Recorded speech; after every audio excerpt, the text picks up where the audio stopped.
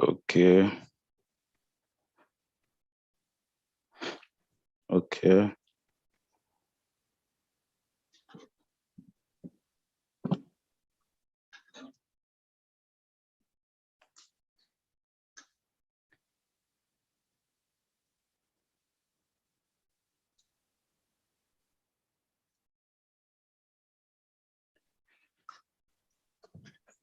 Okay.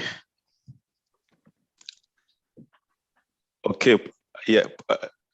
Yeah, Prof, thank you once again for this wonderful audience. And before I just proceed, I would like to take your permission to record this meeting. Yes, of course. Yes. So then as we proceed, I will first want to appreciate the opportunity you have provided me. And not only me, Prof, you have provided even our audience, my friends around the globe. So many of them are listening and watching us right away. And I won't take that for granted. I know it has taken much of your time to be able to make this time a reality. We should have done it last week because of some other engagement that are so much precious and important. That is why we have to make it 1 week later.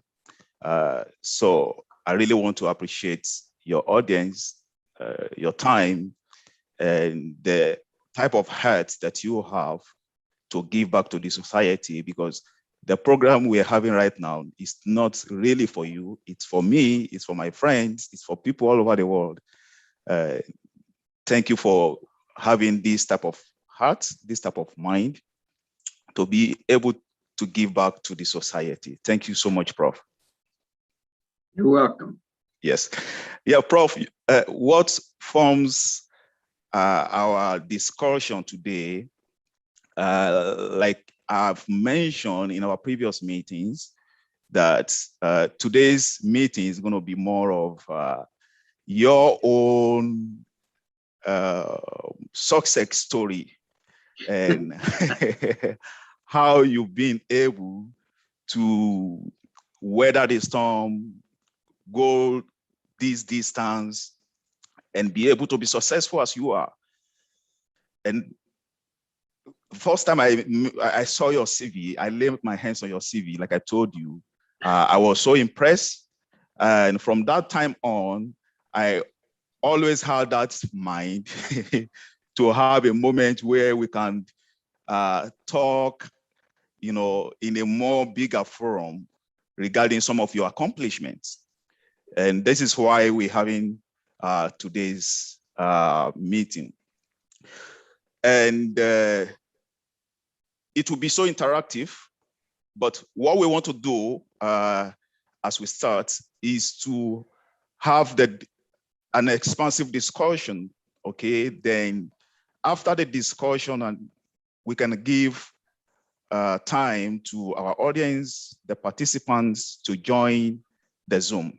But right away now, our friends, the participants, and the listeners are watching live on YouTube. So they are not here right away. So they are watching. So during the question and answer section, for those who are willing to connect directly to the Zoom, they are welcome to connect. So to start right away, Prof, we will be discussing on 3 different sections. Okay, the first one is about the academic career on the scientific part that you have been so successful in. And another one will be on other professional parts. Because you are a professor, and as an academician, you're also a scientific researcher. And you are also a medical expert. And in addition to that, you are also an military officer. So, and that forms the second part of our discussion. And the third part of our discussion will be on some other aspect of life, which include the humanitarian services that you've been so much involved in. So we'll be talking about that. So Prof, to start with, can you just lead us through the first phase? I mean, in a brief word of yours, of your academic and research pathway. Can you just give us a brief intro into that part of careers of yours? Thank you so much, Prof. Well, and Dr. Andrew, the experience that I've accumulated through many, many years was never originally focused on trying to make money, but rather learn more and more and more about life. So when you said at the outset, I'm successful, there would be some people, because I'm not wealthy, who would say I'm not so successful, because a person who commits their life to scholarly work doesn't always do so in a field that's lucrative, that's financially rewarding. So my career started out with me thinking as an adult, what do I want to do in this world? And I'm often shocked when students come to me and say, oh, Dr. William, I want to be a professor like you are. What do I have to do to become a professor? And I think, what chutzpah, what audacity. They want to climb to the top quickly. It just doesn't compute. My academic background started out as wanting to know more and more and more about human growth and development. One way to do that is to go to study in a university. So I studied human growth and development. I studied child development, child psychology, and then started writing journal articles while I was working towards my master's and then on into my doctoral studies. And the greater exposure I had to more and more research about my particular field, child development, the more I wanted to learn. So then I would take some additional coursework, and eventually it led to one doctorate. And then that made me curious about wanting to understand the parts of child development that seem to not be addressed by getting a doctorate in child development and in child psychology, but rather the physiological aspects of being a human being. So I bit the bullet and applied for student loans and went to medical school on top of my first doctorate. And it wasn't until after medical school that I then had a greater picture of what my field is about, that is child development. And the more I learned, the more I wanted to write about what I learned. Subsequently, I started writing more and more journal articles. And then after teaching 20 years, working with young children, specifically having a clinic working with young children, I then was offered a position in a university. So that's when I started teaching at the university level, 20 years after I started in the field. And by that time, I had already had over 50 publications, so it was not hard for me to get into to a university post as an assistant professor. My approach to facilitating learning at the university level is basically the same approach I have to working with individual children. And that is, I don't see myself as a teacher. I don't see myself as a person who lectures people, but rather a facilitator of the learning process. So the way I've structured my courses at the university level for the 20 plus years, the 22 years I've been teaching at the university level, is by seeing myself as a facilitator of learning, rather helping students process the information that's in the literature to help them develop greater and greater understanding of human growth and development.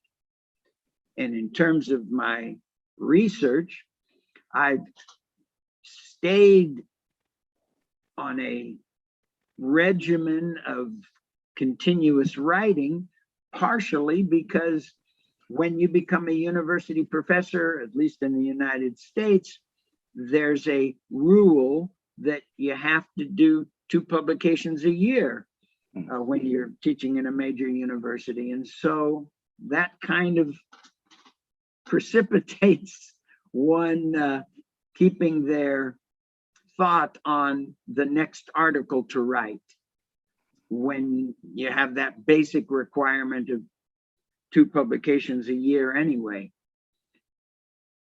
So in terms of being an academician and in terms of being a scientist, all of my focus has been in the field of developmental pediatrics, child psychology, an area that's very narrow in perspective. And matter of factly, it's not an area that is very financially lucrative either. For the 20 years that I was in the classroom, I was running child development programs, designing child development programs, training the adults that would work with young children so that they could facilitate the learning process in a play-based learning approach. And then I would write about what I was facilitating those adults doing. How's that for a start? Should I go into greater detail? I'm not sure. Yes, we'll do that gradually, Prof. Okay. We're going to do that gradually. Thank you for that brief snap of it. And I just want to remind our audience that those who are just joining, that you are here live with Professor William Arthur Musier. He's an expert in child development. He is a medical doctor, a medical expert, and at the same time, a professor of child development. So we'll be having a full-time conversation with him today. And he's going to guide us through the aspect of career. We have 3 segments to do that. So, and he's just briefly mentioned about his path to being an academician or a professor and a scientific researcher. We're on that, and we will continue on that path as we engage him in subsequent discussion. Prof, we will really want to know, because there is no gainsaying about it, and there is no doubt that you are indeed successful. And from the brief introduction you gave, obviously I can see or can pinpoint some of the challenges that you highlighted or that you have come across during your path to become a professor. And can you just tell us what has been those major, because I don't want to say challenges, I want to say major challenges, because there are several of those. So can you just tell us those major challenges that you had faced in the past on your path towards being a successful professor, and how you were able to overcome those challenges? Well, in the United States, I guess in most developed countries, a professor has a responsibility for three things. One, teaching load, and I don't call it teaching, frankly. As a professor, I consider it facilitating a learning process. Two, publishing and doing presentations at international and national conferences. And three, volunteering, doing community service in your professional field. So as long as one remembers that all three of those have to be engaged in, then what I guess you're calling success just happens. Because if I remember that part of my responsibility as an academician, part of my responsibility as a researcher is to then share with the community, then that third part, which is community service, kind of comes natural. So what constitutes community service? Well, I serve on 3 editorial boards, national and international editorial boards.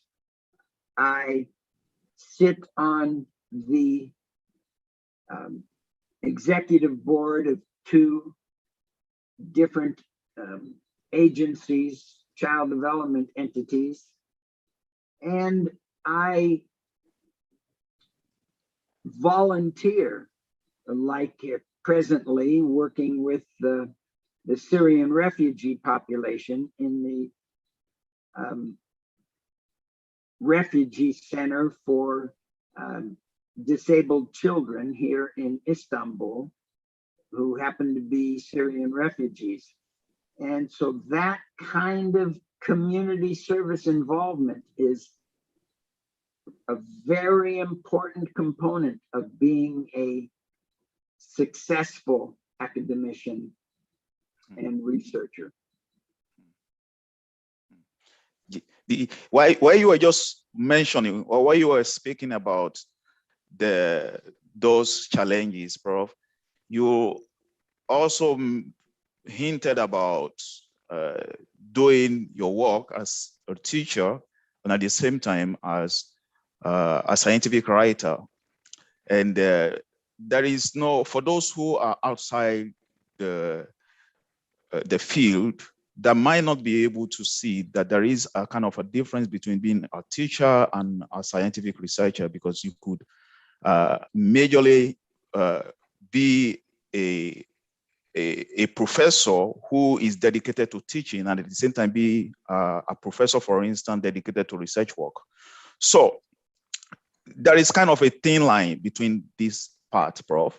And it is important because some of our audience and the participants who are watching right away, some of them are also young researcher, young academician, or young professor, as you want to call them. So can you give us a kind of a hint of how you were able to balance this, how you are able to balance your responsibility in the classroom as a teacher, and at the same time, your own responsibility as a scientific researcher? How are you able, to balance these 2 aspects of your career? Okay, you're thinking that maybe it's a balancing act, and I don't even think of it as a balancing act. My mother raised me to see no difference between work and play. So if I am ironing my shirt or shining my shoes, I just see it as a task. So I'll whistle while I work. So for me, work and play is synonymous. So I don't think about my teaching responsibilities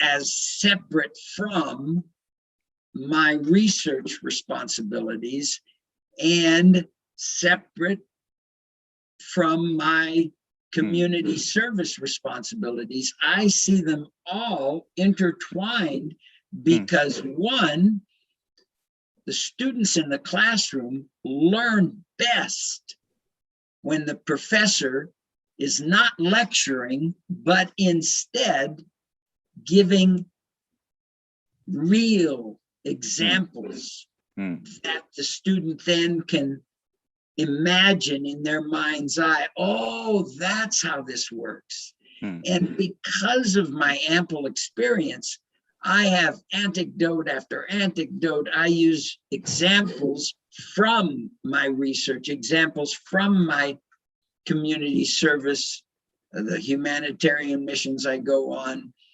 as specific examples that help clarify concepts when I'm attempting to facilitate the learning process with students. I don't lecture. I rather see the importance of me accepting responsibility for facilitating student learning. Prof, you you just hinted that you aren't considering, or you aren't seeing these two aspects of academics to be different. I mean, being a facilitator, as you may call it, or a teacher, and at the same time being a scientific researcher.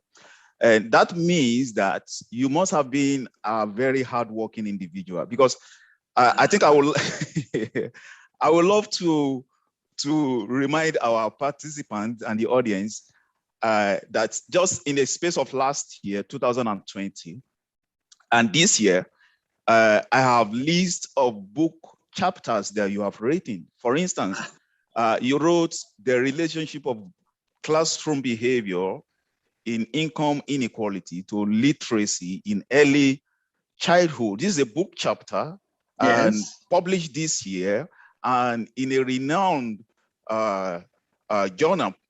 And also Infants, Toddlers, and Technology in the Early Childhood Settings, putting the piece together. This is another book chapter.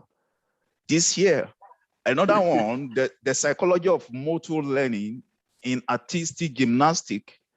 This is another book chapter. And, and those are just book chapters, not even mentioning the peer-reviewed publication you've made in the space of less than a year from now. Now, with that in mind, Prof, obviously, I mean, you're forgetting that the journal article on facilitating teaching, how to teach parents how to more effectively teach their children language development at home. It was in a journal article in an American journal called the Teacher Educator. Yes, and Prof, the list go on and on and on, really. And maybe I just need to highlight some of the few very recent ones that you've published. Those, can I just lay my, okay. One of them is a collaborative supplemental model to enhancing early language and reading skills. And that is published in the Reading Teacher, volume 74. These are renowned journals, Crisis Management and the Impact of Pandemics on Religious Tourism, and Supervised Machine Learning for Smart Data Analysis in Internet of Things Environment. Okay, that is another one. Another one, during and after divorce, children need the emotional support of both parents. And Prof, the list goes on and on. I mean, just in less than a year, you had a lot of those referred publications, studies in those international publications. And in combining that with your engagement with students in the classroom as a facilitator and not a teacher, okay? So in combining that, for me and for those who are watching, I want to believe that they are seeing someone who is indeed very successful, because it is not really so easy even to be in the classroom alone to teach, not to talk about combining that with research. So, Prof, what has kept you going in this? Yes, can you just give a hint? Okay, maybe not your the secret of your strength, but but what is that? If I'm to say it in a way that everyone could understand, what is that you're doing that you will love someone like me as a young scholar to learn, so that I can really be able, to be successful in the classroom as a facilitator and as a a scientific researcher? Well, I suppose it helps to have attention deficit hyperactivity disorder, because I was diagnosed with that when I was 6 years old. As a little kid, my poor mother was told from one year to the next different stories. When in first grade, my mother was told, well, Mrs. Mosier, Billy's all over the classroom. He's not too bright. And then the next year, my mother would hear something like, oh, Mrs. Mosier, Billy's very bright, but he's just lazy. And then in third grade, oh my goodness, things got really complicated, because in America, in elementary school, we have this thing called show and tell. So children are often asked after the Christmas holidays to bring their favorite toy into the classroom and go up in front of the class and share it with everybody and tell everybody.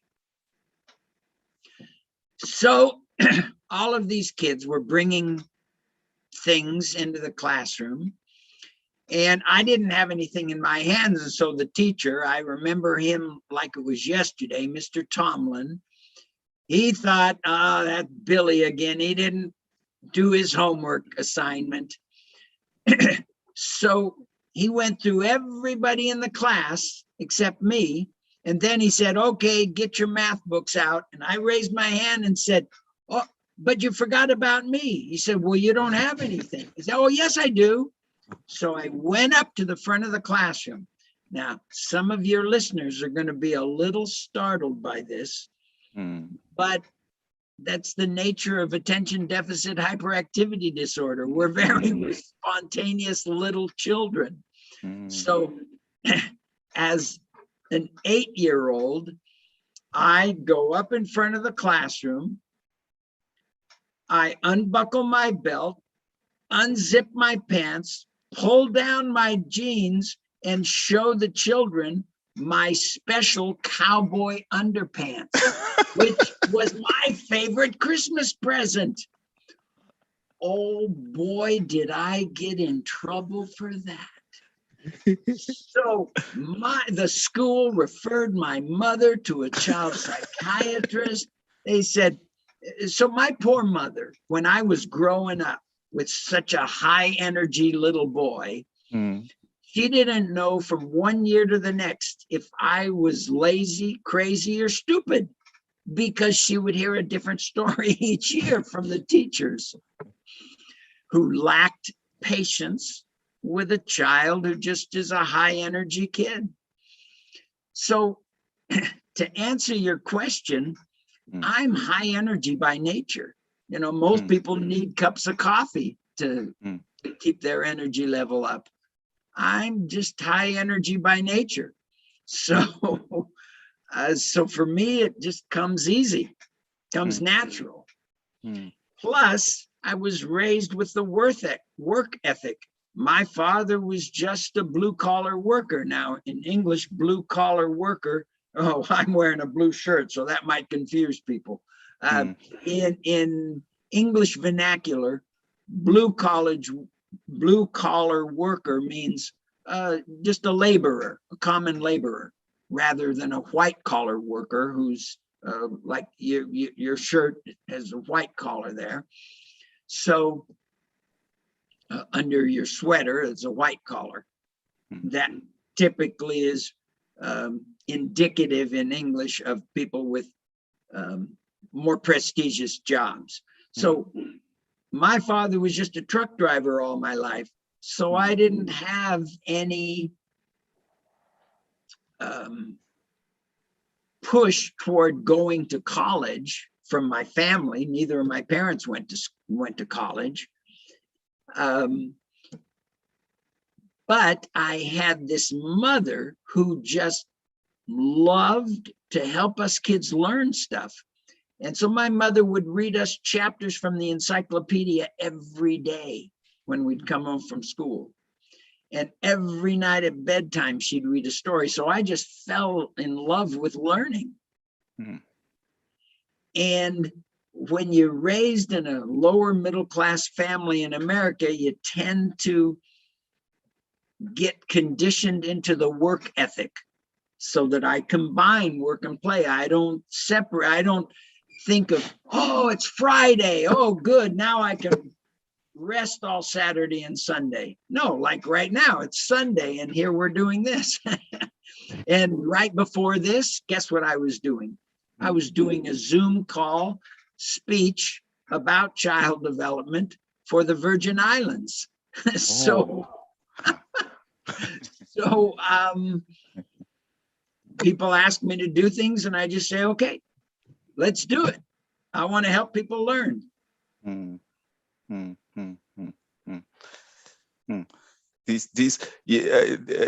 Then Prof, to then should we conclude that your type is very rare? Yeah. So we could say you are a rare breed, to say. Well, 1 out of every 10 people carry the gene for attention deficit hyperactivity disorder. I don't think I'm disordered, but I carry the gene. My father was very hyperactive, and so I inherited the gene from him. And 2 of my siblings inherited the same gene. So, and 3 of my 6 kids inherited the gene for attention deficit hyperactivity disorder. So high energy just runs in my family. Probably, really, that is, for me, that is the point, really. The the energy is high, really.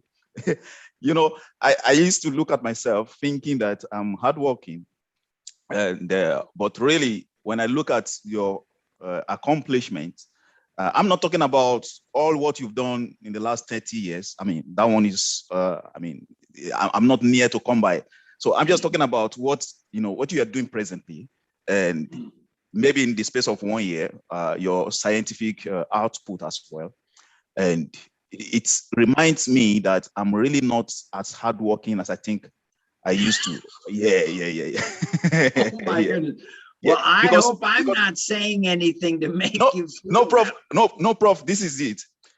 Maybe I need to be more frantic about this. I'm so sure you should be over 60 years. Okay. Yes, I am. So okay, you can see. So I'm just about 40. Now, for a man who is more than 60 years, and in terms of student engagement in the classroom, being a facilitator, you are doing that, and I know that maybe you have about 3 to 5 courses you are taking in a semester, and within that semester, Okay, I you teach can see 6 courses. you're teaching 6 courses, and at the same time, within a semester, within 4 months or thereabout, I'm sure that if I take a critical look of your scientific output as well, you might have published 5, 6 articles within this period, or 2 or 3. Maybe 2. So this is extraordinary, Prof, for someone in that age. So when I look at myself, yeah, really, this is extraordinary. No, really, this is extraordinary. And this is why this discussion will be so much useful for someone like me and for those of my friends and colleagues, participants who are online, who are really young and are willing to go a far distance in this career path. And that is why it is good for us to learn from you, and that to be there, to be successful is not just a child play. It's not just a things by the lips. It's a things that need to be put to action. And one more thing, Prof, I will really want you to guide us. Yes. One more thing I will really want you to guide is for someone who is successful, and how do you keep calm? How do you keep calm means, how do you stay focused? How do you try to put yourself down so that you don't miss it, so that you don't allow, the success of a thing to get into your heads? How do you manage? How do you make this happen? Oh my goodness. But see, I don't feel successful because I don't make big bucks. So there's nothing going to my head. When last year I was nominated and received an award by Pearson and Company and the National Association for Early Childhood Teacher Educators, a Professor of the Year award. It didn't go to my head. It was just another thing I received. The different humanitarian awards I've received just happen to have been recognition for the fact that I do a lot of humanitarian work. I don't think about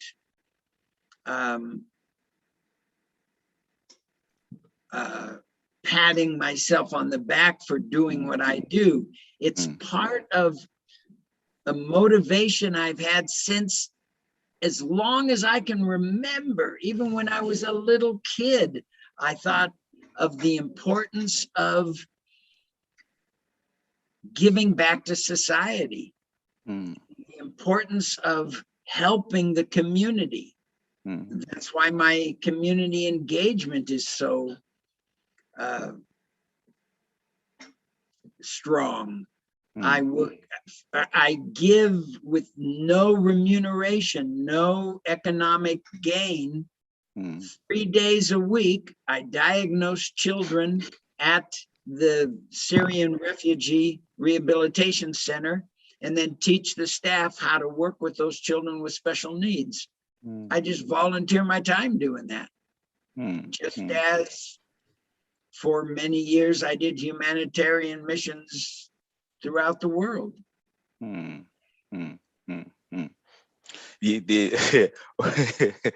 Prof, it's so easy for you to kind of discredit that you are not successful, but it's not so easy, to deny that fact. It is a fact that cannot be denied. You are indeed successful, and one thing that really fascinates me about you, and for people like you who have seen to be so successful, is that the level of humility, and that which I hope I can really learn from that. And I don't know, maybe it's one thing that is peculiar to people who are successful, especially, Prof, this is very important, from the developed world, from developed countries. Yep. Because I'm from a third world country, I'm from the global south. So people from, my type from a developed world easily when we find our way or when we find our balance in the realm of success. I've seen people from the part of the world that I came from that you can easily see, how they react, how they do things, how they relate with people. Sometimes they don't find it, they don't do that quite easy with people. I will just give a good example here, Prof. Just a few days ago, I was opportune to have a lunch with some of my professors here. And one of the professors here is also someone who is really being an accomplished individual. And he's sitting as a chair of so many, he's an accomplished fellow. And right now he's handling huge projects, European Union projects that worth thousands of euros, hundreds of thousands of euros, and millions of euros. And when you look at him, you won't see that. You won't trace that in him. And one of the professor friend also was joking and said, come on, don't mind him. He's very rich. So, and jokingly, he said, no, I'm not rich. I made money for the university. On a light note, Prof, that is aside. And another thing is, why on the lunch table? We left the office. We left the department to the lunch venue where we had a lunch with PhD students, okay? And we sat on the same tables with so-called accomplished professors on the same table, gisting, laughing together with students. Of course. Now, yeah, why that one was kind of not so strange to me, why I really do appreciated that day. And as a matter of fact, I also discussed with them why, things I'm actually seeing the way the professors interact with the students, so much loving. And at the same time, I reflected on the same scenario in Africa, for instance, where you have so-called top professors. It's quite almost impossible, Prof, to have such accomplished professors sitting on the same table with students in most developed, most third world countries like Africa. Now, that seems to be, this seems to be two different worlds apart.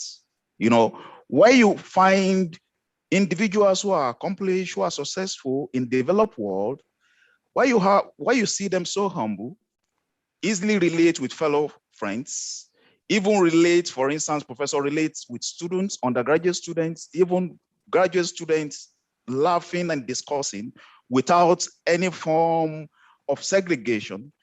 It's almost impossible for you to have such scenario playing out in a third world countries, in most of our institutions. Prof, I don't know, because I know you are well traveled. You must have traveled to some part of the world, especially the third world countries. And looking at this, my analysis, what do you think is responsible? What do you think why an individual or why some set of people could easily be carried away with the level of success they have achieved? And at the same time, when you look at some other set of people, whatever they have achieved, they are not seeing that. They are not looking at that as an achievement. As you have rightly said, you are not seeing that as an achievement, but rather it doesn't even move you. But in another way, when you look at some other individuals also, that is a different ballgame. So what do you think is responsible for this type of scenarios? Well, being a child development expert, I would say it has to do with the person's early childhood experience.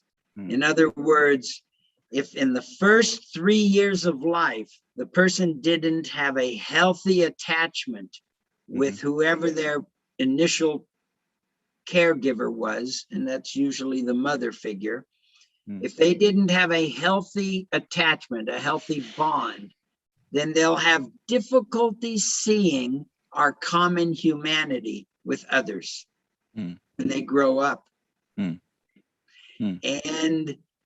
if they're raised with this ambivalent, we call it ambivalent parenting, then they grow up with a disjointed sense of how to relate to others.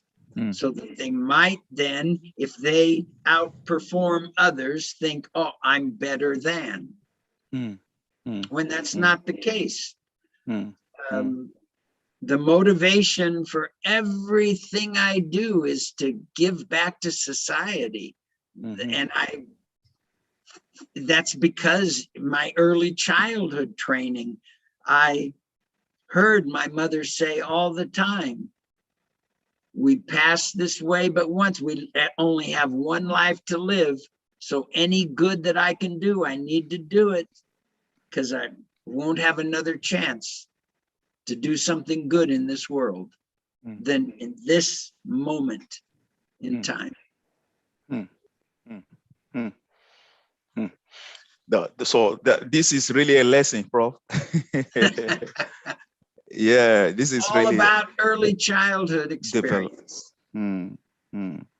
That's why I ended up entering the field of child development. Because I thought, okay, let's see, there's physics, there's chemistry, and I'm a nerd. I love biochemistry. I love organic chemistry. I love physics. So to decide what my discipline would be, I looked around, what seems to be the most important thing in the human experience? How human beings grow and develop. Because we're the highest evolved of all the species. And we all came out of Africa. I mean, if one isn't ignorant of reality, then in terms of cultural anthropology, one has to admit that all human life started when we were Australopithecus, and then that evolved into what eventually became modern Homo sapiens. Skin colors don't mean anything. That's why I'm not one of these people who says there's different races. There's only one race. It's a human race. The amount of melanin that a person has in their skin that determines whether they're light-skinned or dark-skinned, that's irrelevant to anthropology. The fact is, we all came from the same place, and so we're all the same. Okay, then, Prof, I want you to guide us in correcting this notion, okay? Because there are teachers or professors who believe that it might not be quite too good to be close with students or to interact with students. And there are some who believe, like you, that we don't need to act as a teacher. We need to be a facilitator. We need to be like a facilitator. Now, so how do you correct that notion that as a teacher, as a professor, you don't need to be closer to your students? So, or how do you manage students and professors relationship? How do we manage that in order to have a very lively classroom or healthy relationship with our students? The first principle is to be a role model. Practice what one preaches. If to use a religious vernacular, be authentic in my actions. I have to actually practice what I say. And by modeling acceptance of others, then other professors see that.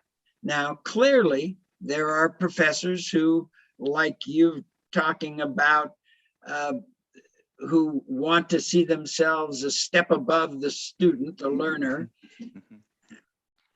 All I can do is accept what is called the serenity prayer.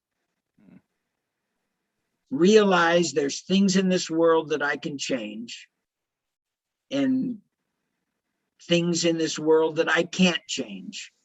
The key is to know the difference, to just accept the things I can change and let go of the things that I cannot change. And one of the things I can't change is other people.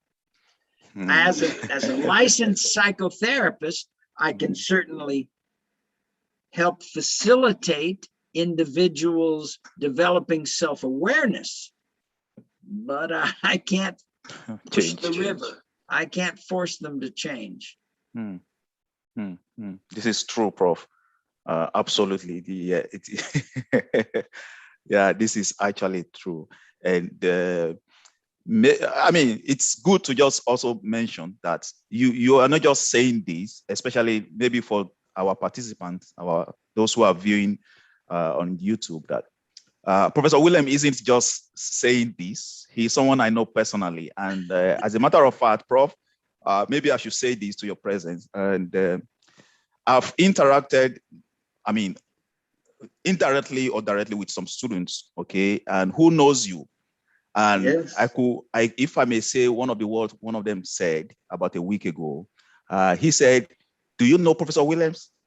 He's the best professor I've ever met." Yeah, really. I mean, the thing is, like you just mentioned, that what we need to prioritize as a professor, as an academician, is to be role model. And if you are a role model, then you will definitely be pushed, to often, even when it have to do with sacrifice, and at least make sure that someone out there will be guided aright based on your actions. And this is so important. But sometimes also, Prof, even as someone who is very loving, as a professor that is very loving, who interact with students, sometimes, Prof, student gets on your nerves. I don't know if you have experienced that. Okay, student gets on your nerves sometimes, and you are almost losing it. Okay, so how do you checkmate? How do you balance that, or how do you react in such situation where you feel like, no, this is not for me, and you are almost, you almost tempted to react to that, maybe in the classroom or even to your students, maybe one-on-one or to the group of students. How do you manage such situation? Have you experienced such, and how were you able to manage such? Of course, everybody has experienced that. And I think the key is by remembering to practice the skill of empathic understanding. So what's empathic understanding? Well, let's say some student who's decided to not study the whole semester. I'll get at the end of the semester, when I've already turned grades in, some co-ed will have the audacity to say, "Dr. William, I expected an A in your course and you only gave me a B. I'm an A student. What kind of extra work can I do now?" Now, remember, the class already ended. I already submitted grades. What can I do now for you to go in and change the grade to an A?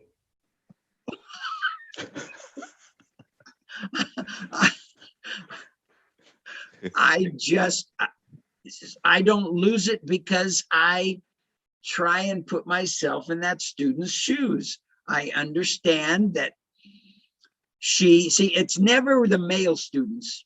Male students have no trouble. We men don't care about A's and B's typically, but it's the female students who are obsessed with wanting an A, and then having the audacity. To say, well, you should accept this project even though I don't have a bibliography, because I didn't have time to create a bibliography. Well, you created the project. How can you not know what your references were?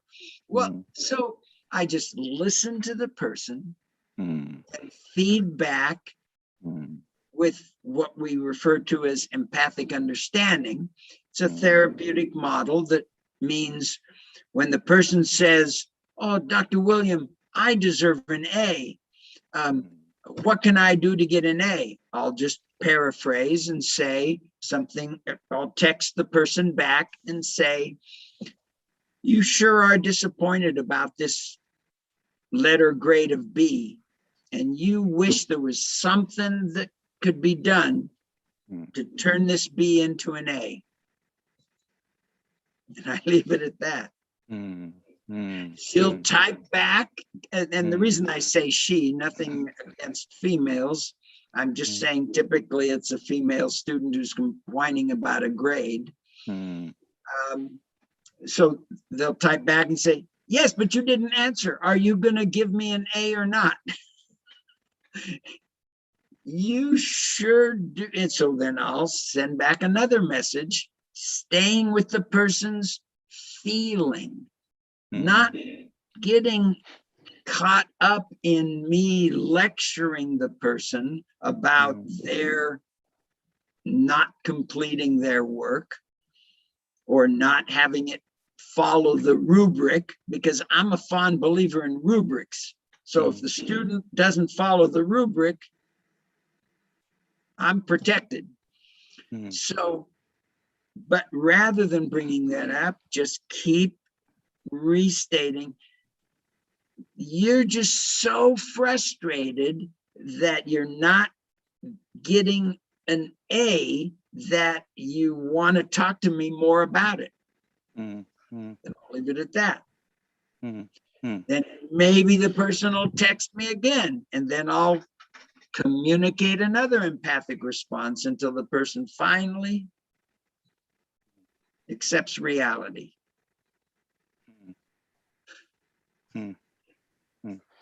Yeah, that is Prof, sometimes it might really be difficult, you know, because you are an expert. You are an expert of a professor of child development, an expert in child development. So, and because you know so much about human psychology, so that must have well helped you a lot. Yes. Yeah, in dealing with people, you know.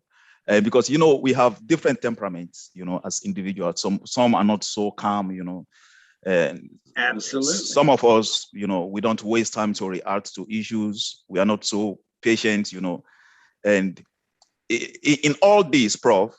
Okay, I don't want you to talk as a psychologist now. Okay. Yeah. So, you know, imagine, okay, let's assume, yes. Okay, Prof. Now let's have this scenario. Let's have this example for someone who has a hot temperament. Okay, a professor with a hot temperament, and yeah, and who is in that scenario? I mean, who have a confrontation with students regarding grade or whatever issue. Okay, complain or whatever. Okay, how should such professor react? You know, in order to remain calm, in order not to act foolish. So how will you advise such an individual? You know, whoa! In the first place, no one. Let me take this psychology hat again. Nobody in the field of human psychology gives advice. That's only in cartoons or in the movies or in TV shows. In the real world, if you, assuming one is well trained in psychoanalytic theory, you just are a good listener. Subsequently, I wouldn't have the audacity to attempt to tell, oh, I know a couple professors here at Galicium who are hot-tempered. I won't mention their names, but first letter of their last name begins with an L. And so you know who that person is. And I would not, because I can love a person in spite of their behavior. I just have unconditional positive regard for everyone. And I am not going to try and tell someone what to do, because people who don't want to change aren't going to listen anyway. That's the way the world works. People only change when they're ready to change. Okay, Prof. Thank you so much for giving your expert opinion in that aspect. And before we move on to the next section, Prof, because we also need to still talk about the aspect of scientific research, you know. And I know you have good experience in this regard, and you will be able to provide guide us.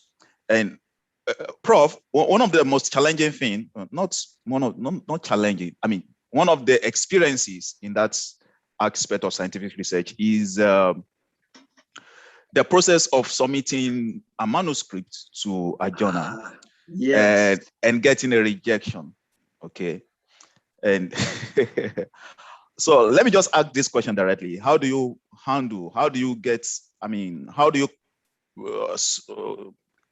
manage to summon the courage to push and continue to push, keep trying, especially when you got a series of rejections, maybe in a day? Sometimes, for me, sometimes in a day, I can receive about 2 rejections letters for different manuscripts.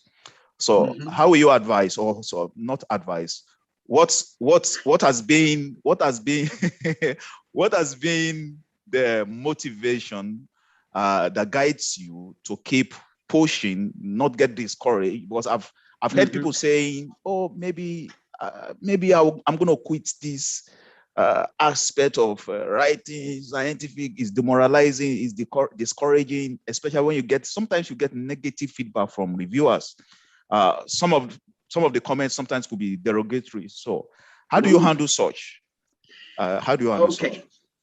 There's no secret to this, but I'm suggesting to any listeners that you never throw away a manuscript that you've submitted over and over and it's gotten rejected.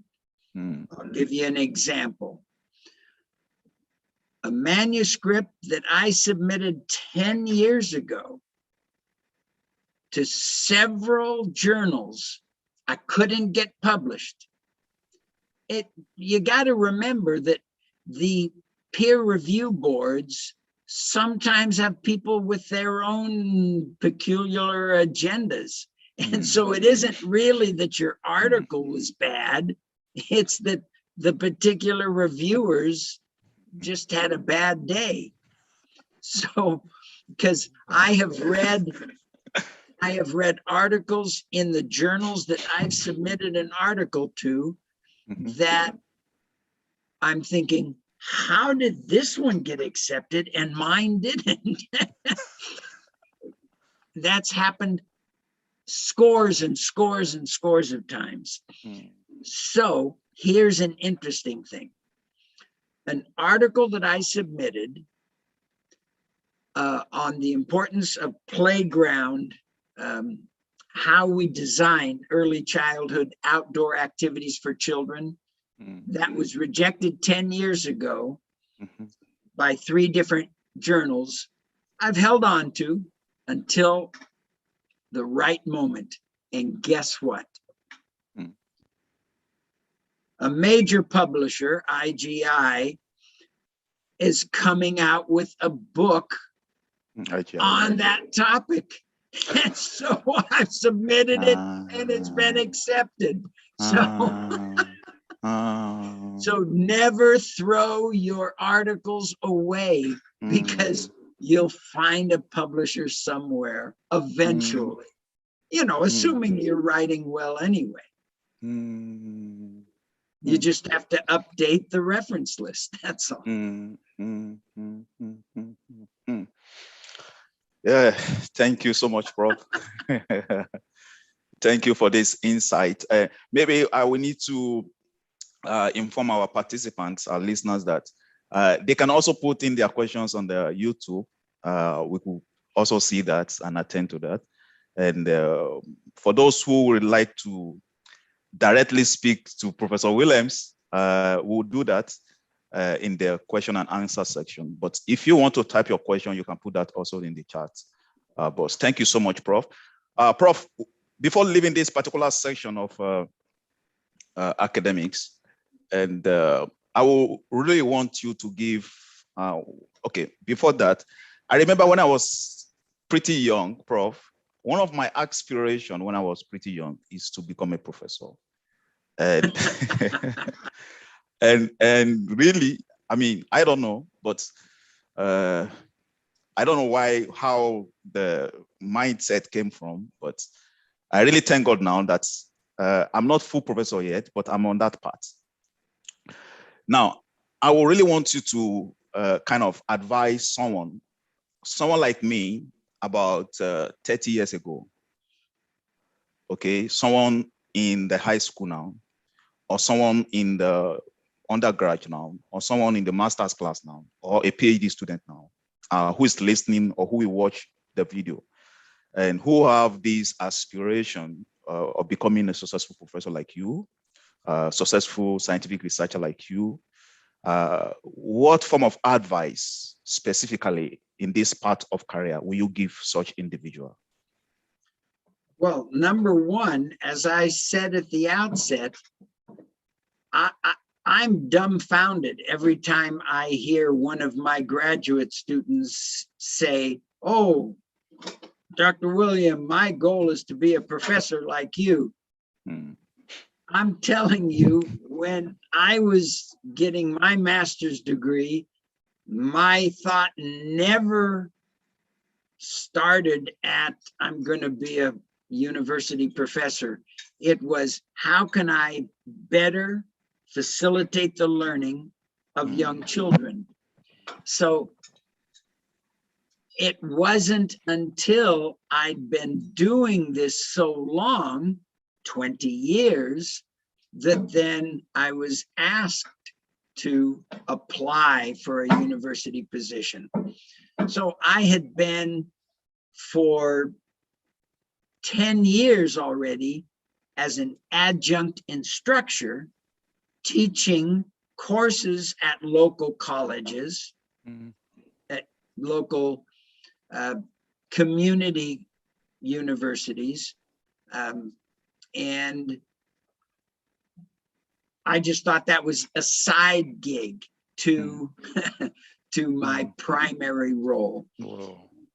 So I can only say that if one has from the beginning, they want to be a professor, I think you first have to make sure you know everything that you can possibly learn about your discipline.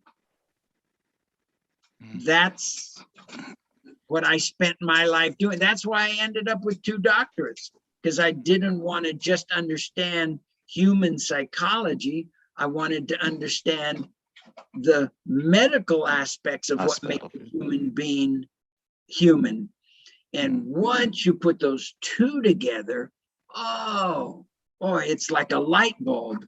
It just clarifies so many aspects of what makes a human being human compared to a dog or a cat or some other species. Okay. Yeah. Thank you so much, Prof, for that. Yeah, for that information. Yeah. So, Prof, before we leave this section, we have some few questions. Okay. And someone is asking about Okay, I mean, the illustration is this. You know, sometimes, Prof, when you submit a manuscript, I think I had a couple of that experiences. Sometimes when you submit a manuscript to a particular journal, and you can have such manuscript being with the editor, not even under review, with the editor maybe for 9 months, maybe for 6 months, not even under review yet. Okay, and this can be so discouraging. Yeah. And this can be so discouraging. And I think my second article in an SSCI journal was with editor for 7 months, Prof. And on the 8th month, it went under review, and eventually it got published about 10 months or thereabout. So, and sometimes you could have your manuscript with the editor for good 8-9 months, and at the end, that same manuscript will be just rejected without even going under review. And that is why someone is asking a question here. That's when you have such a situation, is it okay? The person is asking, is it ethical to submit a manuscript to different journal in whatever scenario? No. The research is very clear on that. It is considered unethical. You can never do that. So definitely avoid submitting to journals or publications that don't commit to a faster turnaround time, so that you then have the liberty to submit it to a second journal. Second journal, okay. Okay. Or thank a third journal, or a fourth journal. Fourth journal, yeah, okay. So then, and another question from someone is that, from Dr. Taiwo, is about the career path of being a full professor. And Prof, in the academics, I've seen professors who are not research oriented, who doesn't care so much about conducting scientific research, and who pay much attention or concentrates on teaching. And her question is this: that if you choose to maybe mainly concentrate on teaching, for instance, and you don't want to write, you don't want to publish, and how easy, or if you choose to be a scientific researcher and you don't want to engage in teaching in the classrooms, how easy is it going to be for such professor or such individual to climb that ladder of becoming a full professor? Okay, back to what I originally said before. In developed countries, there are 3 criteria, and that includes here in Turkey, 3 criteria for career advancement. Move from instructor to senior instructor, assistant professor to associate professor, and then full professor.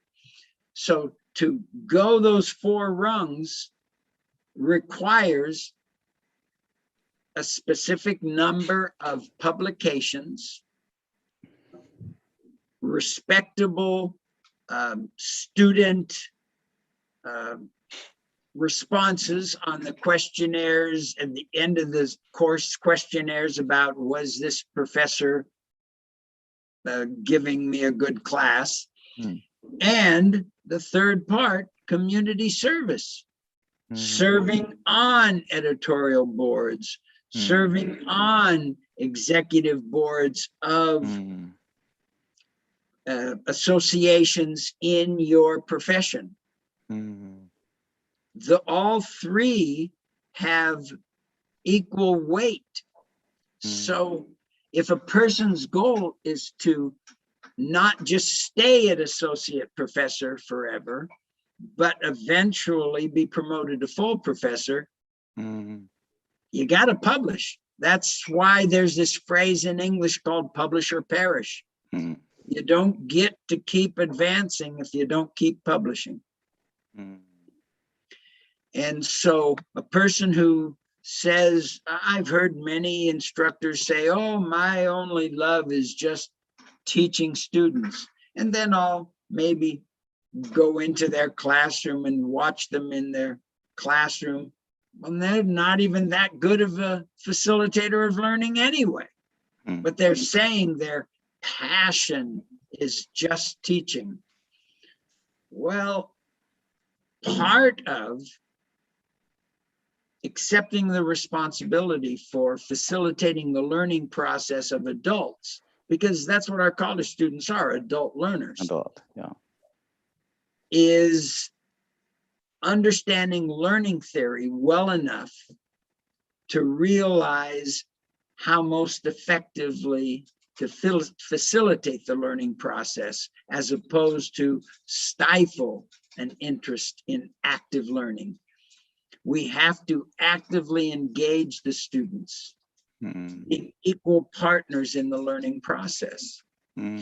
So if one does that, that gives you material that you can use to write about, to then publish in some journal. As you well remember from your tenure at Galicium, yeah. I was asked by the whole university to create an online teaching training course for the English speaking professors, for the 250 professors at the university who teach the courses in English, to help them understand how to do online learning, to facilitate learning rather than just giving boring lectures. And gosh, just think about how much pushback I got from people saying, oh, Dr. William, that's too unrealistic. That's giving the students too much power. But I want to empower the students to encourage their engagement in the learning process. So they're actively committing themselves to learning. Oh, thank you, Prof, for that, for the response to that question. I think there is another question here. Yeah, it's about, and you know, one maybe good thing, like I would say, regarding this career is about mobility. You know, like for instance, we have professor mobility programs between universities across countries. And sometimes also, in addition to that, some professor would love to cross from one country to another country, you know, change universities and that. And one thing, Prof, that I've noticed, which someone is also pointing out here, is that sometimes is I don't want to say it's almost impossible, somehow very difficult, you know, to move as a professor, for instance, from a third world country, for instance, from Nigeria, for instance, be a professor in Nigeria and getting a full-time professorship position as well, maybe in United States, maybe in Canada. Sometimes it looks so difficult. So, Prof, what do you think is responsible for that? And are there kind of embargo, or are there kind of policy, you know, that stand against such mobility? And if there is, what are they? And if there is none, what could be responsible for such bottlenecks? Part of the problem is that there are so many people applying for just a specific set number of positions. So if we take the United States as an example, for any one professorship, or let's just say a starting assistant professorship in the United States, there will be 500 applicants from around the world. So how does a university even manage going through all 500 applicants? Here's an example for here at Galicium. Now, Turkey, I guess, because it's wants to be part of the European Union, certainly would not want to call itself a developing nation. There were 1,200 applications for the position, for the full professorship that I got here at Galician. So, I mean, I felt really honored when I got chosen out of that many applicants. Now, just think in reverse.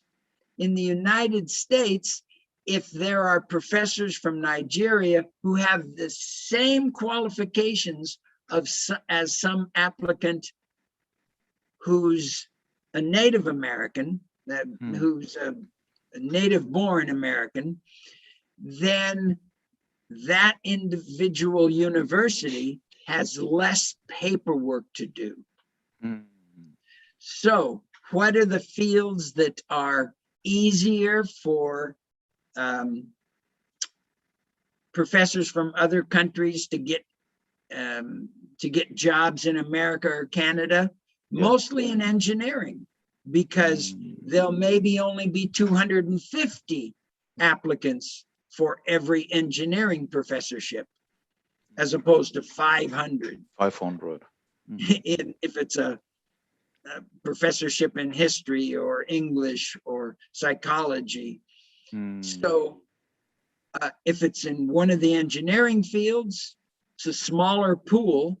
And so with 250 applicants, if all of the applicants have the same qualifications on paper, still the university will pick who's ever the easiest to pull in, because then they don't have to do a lot of paperwork. So the old days of racism being an issue, not in academia, it's academia. Not in academia. It's just more that universities don't want to deal with, like there is a former student of mine who applied for a position at UCLA in Los Angeles. And she had all the credentials, but the work visa thing UCLA didn't want to fiddle with. So even though she was totally fluent in English and her daughter was an American citizen, she didn't get the job. So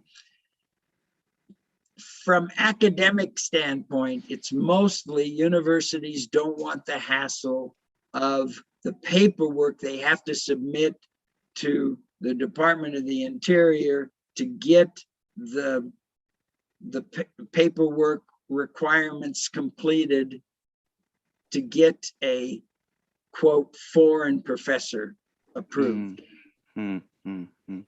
Since there's already so many people in the job pool already. Thank you. Thank you so much, Prof, for that insight. This is really informative. Thank you. Yeah, thank you for that. Yeah, and I think I think by now we are done with the first section, the academic world. Okay, Prof. So sorry for taking much of your time. Today we have planned today to really dissect your CV. Okay. Yeah, so now we want to move to the next section, which is about other professional career that we cannot exhaust the list. But for instance, you are a medical expert, Prof, and you also served in the United States military as if I can see here, United States Air Force as international health specialist. Yes. From 1988 to 2008. Also as the Reserves and National Guard, as Lieutenant Colonel, Biomedical Science Corps, retired. United States Army Desert Storm in Iraq, in Afghanistan, as U.S. Army Medical Corps. And we could see, obviously this, if you look at this part of your career or your profession, Prof, and it's quite different from the previous one we just finished discussing. I mean, the academic world. And if you also look at some other professions in maybe engineering, for instance, maybe sailors, for instance, maybe some other fields of life, they are quite different as actually from the academic world. And in that sense, Prof, from your own experience being a US military officer, a medical doctor, okay, I really want to say that it's quite different from being an academician. That is what I want to say. So can you tell us the difference, the gap?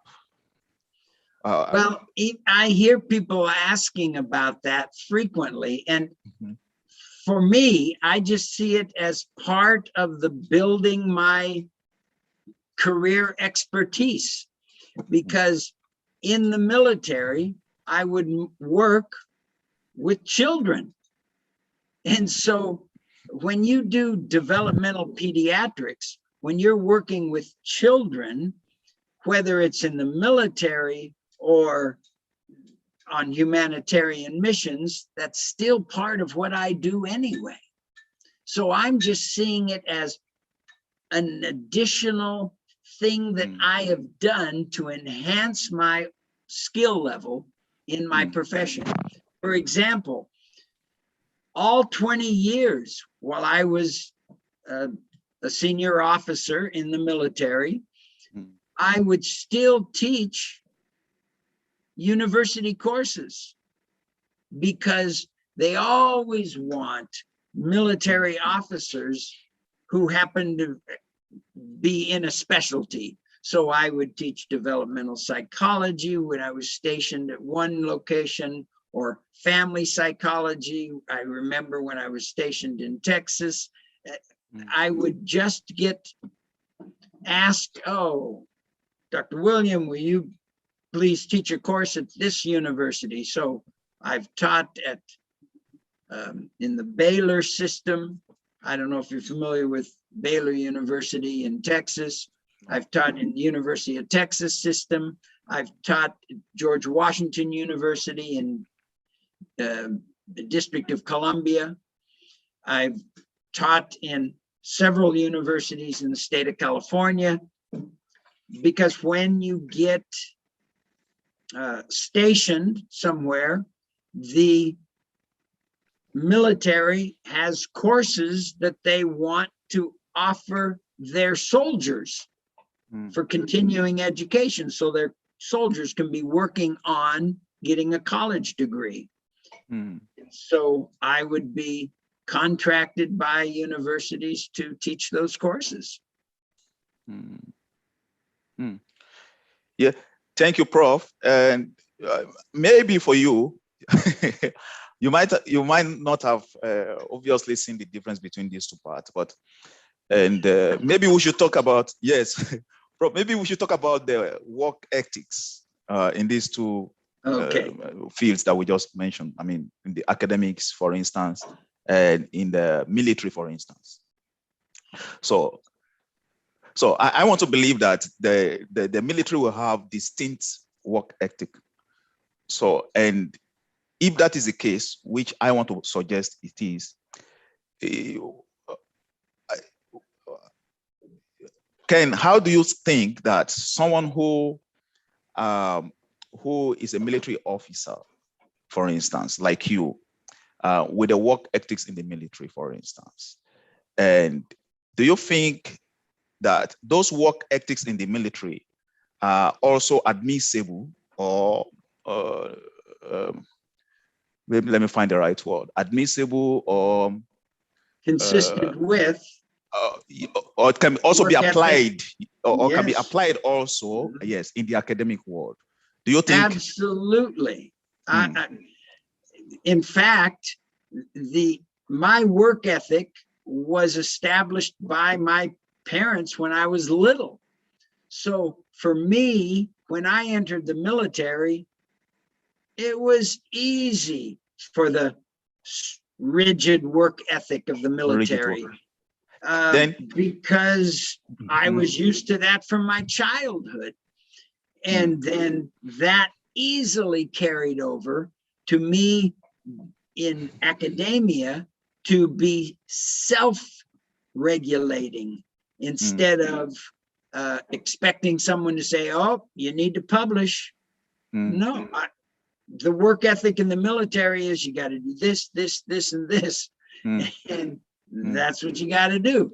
So if in academia, we know that, okay, you got to teach these courses and you got to make sure the students love your courses because they do end of semester evaluations of you, and you have to publish and you have to do community service. It's just part of the work ethic. So for me, it was, yes, it was a flow. Yes, Prof. You know, I've heard military officers saying that as a military personnel or as a military officers, you are more disciplined than the civilians, and I wonder if that is true. And if that is true or not true, I want to say that because you mentioned that the work ethics in the military can be applied also in the academia. Okay, so it means that there are work ethics that are common to those fields or those career paths. Absolutely. So, yeah. Can you guide us on those specific ethics? That, for instance, as a military officer now, that I see that I perceive such individual to be a disciplined person, and if I see a professor as well, I might say, okay, you know, it might not as disciplined as a military officer. So if those common ethics are there, what are they?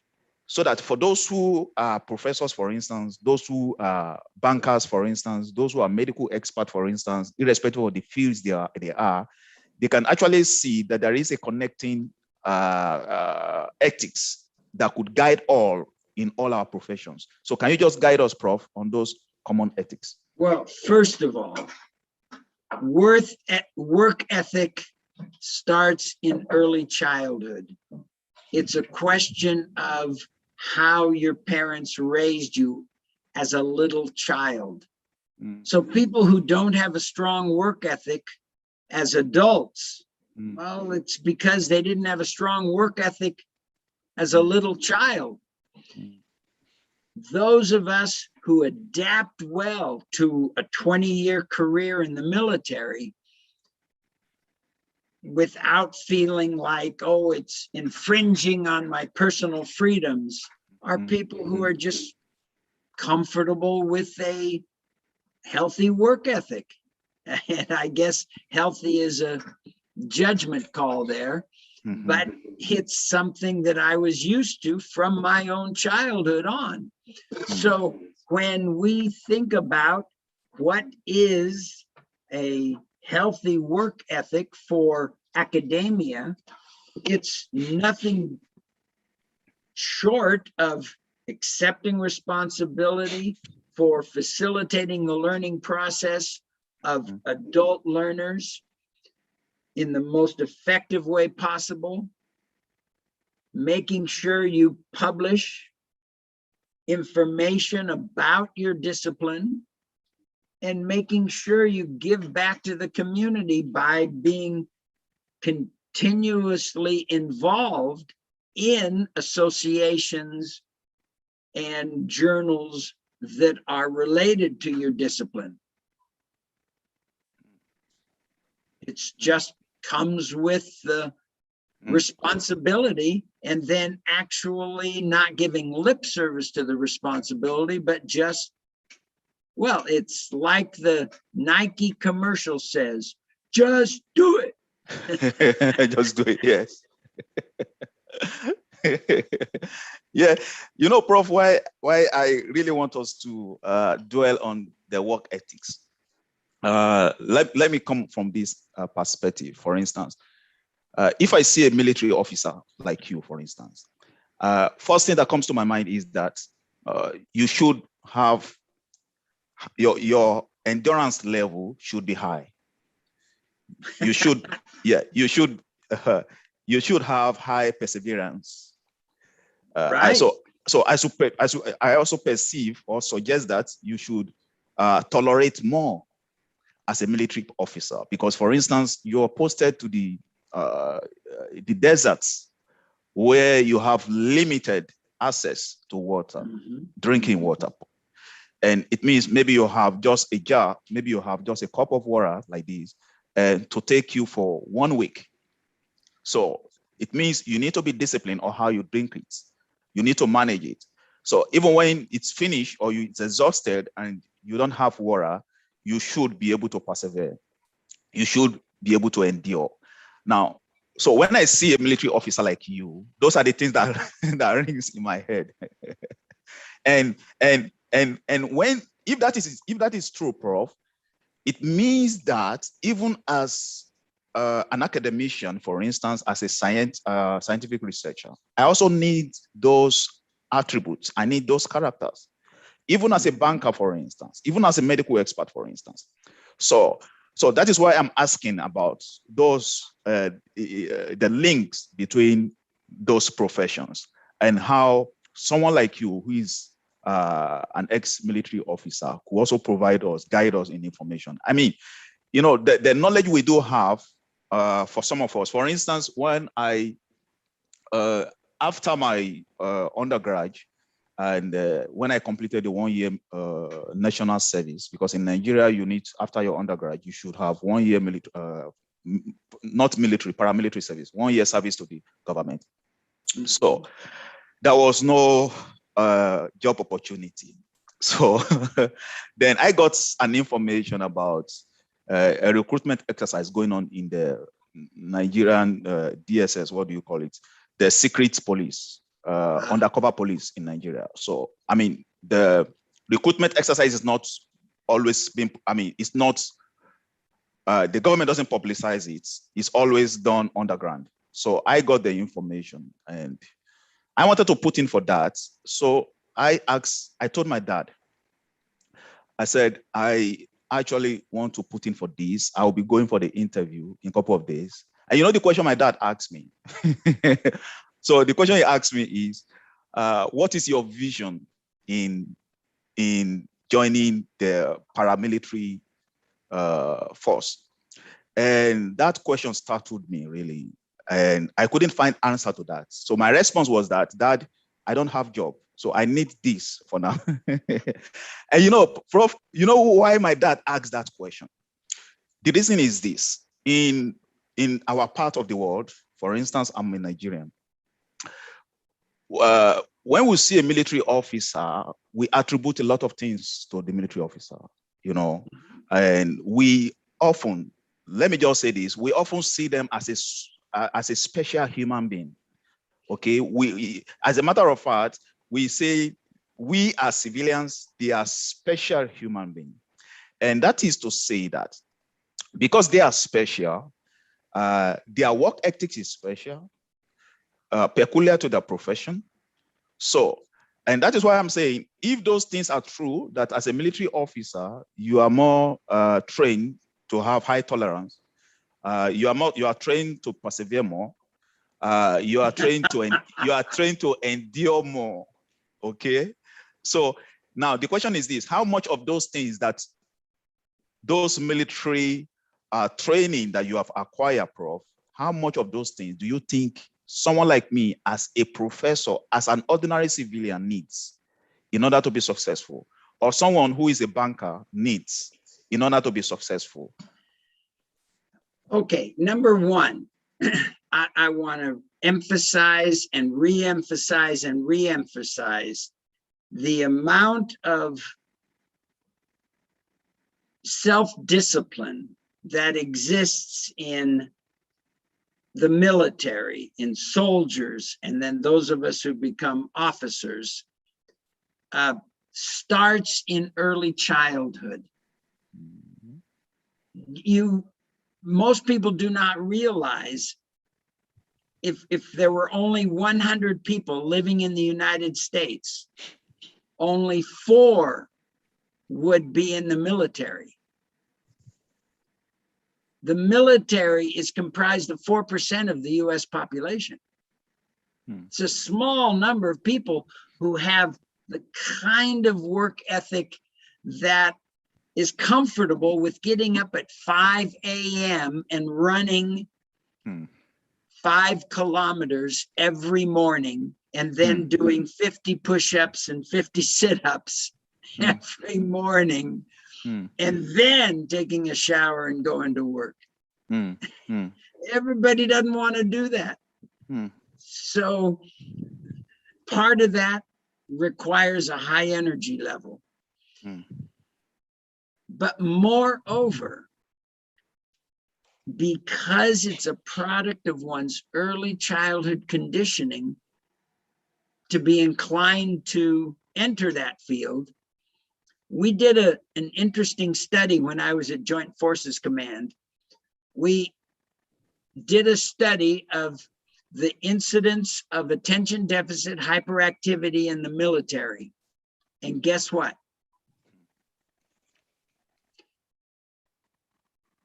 There's a higher percentage of people with ADHD who enter the military, who are willing to volunteer to be in the military than in the general population. There are only 2 other jobs that have as high a percentage of individuals with, and I hate the fact that my label is called a disorder, but for whatever reasons, ADHD is labeled a disorder. At any rate, there are only 2 other professions or 2 other fields besides the military that have a disproportionately higher percentage of individuals with ADHD, and that is medicine and sales clerks. Now, you might wonder why sales clerks? Because sales clerks are highly motivated. They don't have a salary. They get paid based on their sales. So it takes a special kind of person with an internal drive and intrinsic motivation that keeps them moving to get more and more sales, for example. And for me, it was a natural fit for the military because I happened to be a doctor in the military. So then my ADHD-ness was in both fields. So I think the dedication to work that you're alluding to is something that doesn't come from 20 years of being in the military. It's something I had from when I was a little kid. I was just always wanted to serve others. From as long as I can remember, I didn't watch the cartoons that most kids my age watched, the ones where the Road Runner was being mean to Wile E. Coyote. I didn't like those kinds of cartoons. I watched a cartoon series that you're too young to know about. It was called Crusader Rabbit. And guess what Crusader Rabbit did? He was like a Don Quixote. He went around saving people in the craziest ways. He would so that was for me, my early childhood television reinforcement, watching this rabbit who would hop into people's lives and help fix their lives, make their lives better. And it became a mission statement for me to be a Crusader Rabbit in life. I know it's corny, but that's the way. Okay, Prof. Yeah, thank you so much, Prof. We are still on this section. We've taken much of your time. Really. Then, Prof, can we talk about associated risk? I mean, regarding professions. For instance, this is common, really. Maybe in advanced world, it might not really come up, but in third world countries, for instance, if a kid choose to, for instance, be a military officer or serve in the military. Okay. Maybe I should talk about my own family or my own experience, for instance. Like I told you regarding what I told my dad. My dad, what he tried to do was to discourage me. Prof, most parents from Africa might want to discourage their kids from joining the military. And the reason is this, because the level of risk associated with the military is high. If you are a military officer, you could be posted, for instance, to Iraq, and there is no chance of returning back. Well, now, if you're an officer, the chances of coming back are very high. No, if you're a soldier, the chances are lower. Yeah, but officers have it much easier than the enlisted soldier. Okay, but Prof, sometimes, I mean, everyone doesn't get to be enrolled as an officer. Okay, sometimes most people go through, right, the lower cadet and climb up. Most. Yeah. So, I mean, largely speaking, there is high risk associated with that. I'm coming up with something. Mm-hmm. Now, sometimes there are other professions, for instance, even as a medical expert, as a medical doctor, that we can also say has a level of associated risk. For instance, if you are a medical expert and especially those who engage in surgeries, sometimes, you cannot say when you go into the surgery room, a life is gone and blah.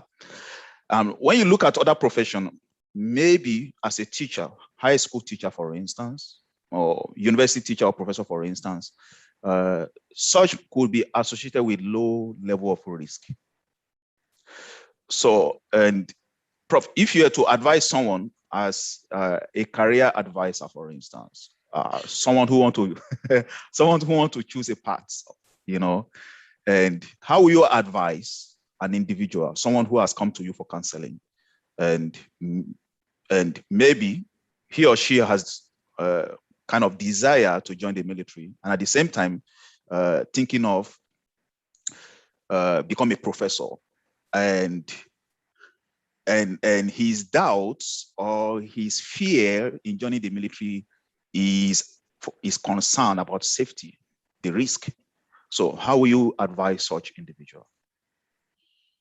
Well, this is an interesting question because in the first place, remember, I don't advise people.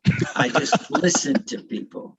Okay, Prof. I help people problem solve. I help people solve their own problems, make up their own mind about what they want to do.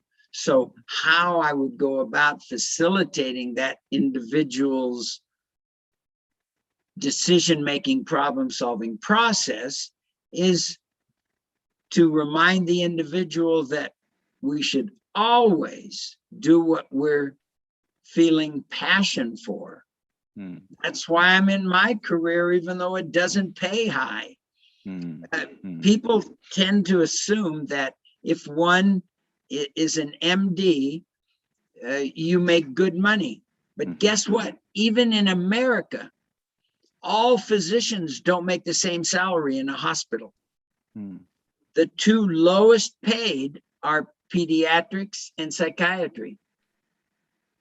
Why? Because Congress sets what the reimbursement rates are going to be, and children and mental health issues are considered lower priority. So nobody goes into pediatrics or psychiatry for the money. Mm. Yeah. Yeah. It's true. So one has to pick their Passion. passion. Passion. Early career decisions have got to be based on what do you want to do with your life? Mm. Mm. This is very important for those who at that level of making the decision in life. And Mhm. Prof, also in the aspect of gender, for instance, okay, because I don't know in the United States military, for instance, most likely, I presume that you have high number of male to female, expectedly, I think. Is that true? A high number of male to females, what? In the In military? academia? No, In in the the military. military? Yeah. Yes. Mm-hmm. Okay. Now, and if you compare that, Prof, to maybe something like medical field or in the academia, for instance, uh, maybe that might not be true in all cases, except maybe for some countries. Mm-hmm. And yeah, so, and if you want to say in terms of gender sensitive, not advice, because you don't advise. Okay. If you want to say, if you want to encourage or facilitate someone, for instance, a female young individual who maybe is married or about to marry, for instance, because as a woman also, you have to consider the family. And in considering the family means that, for instance, the woman will is responsible to carry the pregnancy, for instance, and have the baby. You know, you have time to nurse the baby and take care of the baby and blah blah blah. That's to say that most times the female have more. I mean, this is my own observation. Have possibly more responsibilities, especially in the family role or family task. And at the same time also, if such female want to pick up a career, for instance, you will also see that try to cope with the family life and at the same time career life could be so much of a task. Yeah. That is an ordinary observation, Prof. Now, if you want to talk about a female military officer or female military soldier, for instance, who has a home, he has a family, and at the same time, is also faced with that responsibility of his profession, of her profession as a military or a soldier. Okay, how do you think? How easy is it, Prof, to balance such as a female military personnel, for instance, who have, you know, this extraordinary profession? I know you must have had a lot of friends who are females in the US military and who are also married or who aspire to be married, who aspire to have a family. How do you think, how easy it is to balance such responsibilities from both sides? Well, this is an interesting question because it's not easy. And tragically, many women are unaware of how difficult it is to balance family responsibilities with your role in the military to make sure that you keep advancing in your career. So what the United States military has done, the Canadian military has done, is provide child development programs to allow working mothers a place that's safe and healthy for their children to be while they're working their military role. But outside of the US or Germany or Canada or United Kingdom, it is not easy for a woman to balance a career in the military and raising their family, because the lack of the system, the military system in most countries, providing an infrastructure of support for the family. See, in the United States, just as luck would have it, just since you asked about this, I designed one of the first child development programs for the Department of Defense. So way back in 1986, the Department of Defense requested 6 contracts to design childcare centers for the military. I was fortunate enough to have my grant proposal accepted as one of them. And so every child care center in the US military, whether it's an Air Force base, an Army base, or a Navy base, all the centers look the same. Because what they did was they melded all 6 of our models into what is childcare in the military in the United States. And so I'm kind of, I wouldn't use the word proud of that fact, but rather I'm humbled by the fact that I had a huge part in determining how childcare in the military supports family, provides family services support. Yeah, thank you so much, Prof, for that response to that very important question. Yeah, Prof, we'll move to the last section. Sorry for taking much of your time. And in the last section, Prof, we'll be talking about society life. Okay. Our contributions as individuals to our community, our immediate community, our society. You are someone who have been doing so much in that aspect. Presently, you are doing a lot in Turkey, especially in Istanbul. You are responsible to look after, you decided to look after the Syrian refugee, and for those who have children who have special needs. You've been doing so much in that. And maybe also I need to let our participants and our friends knows that you've won several awards in that regard, in giving back to the society. You became an outstanding early childhood teacher educator of the year in 2020. And that was awarded by NAECTE, that is National Association of Early Child Teachers, Educators, and Persons. That was last year. You've also been awarded by Rwanda Community of Dalton as exceptional service to refugee community. Dalton Human Relations Council also awarded you Humanitarian Service Award. Dalton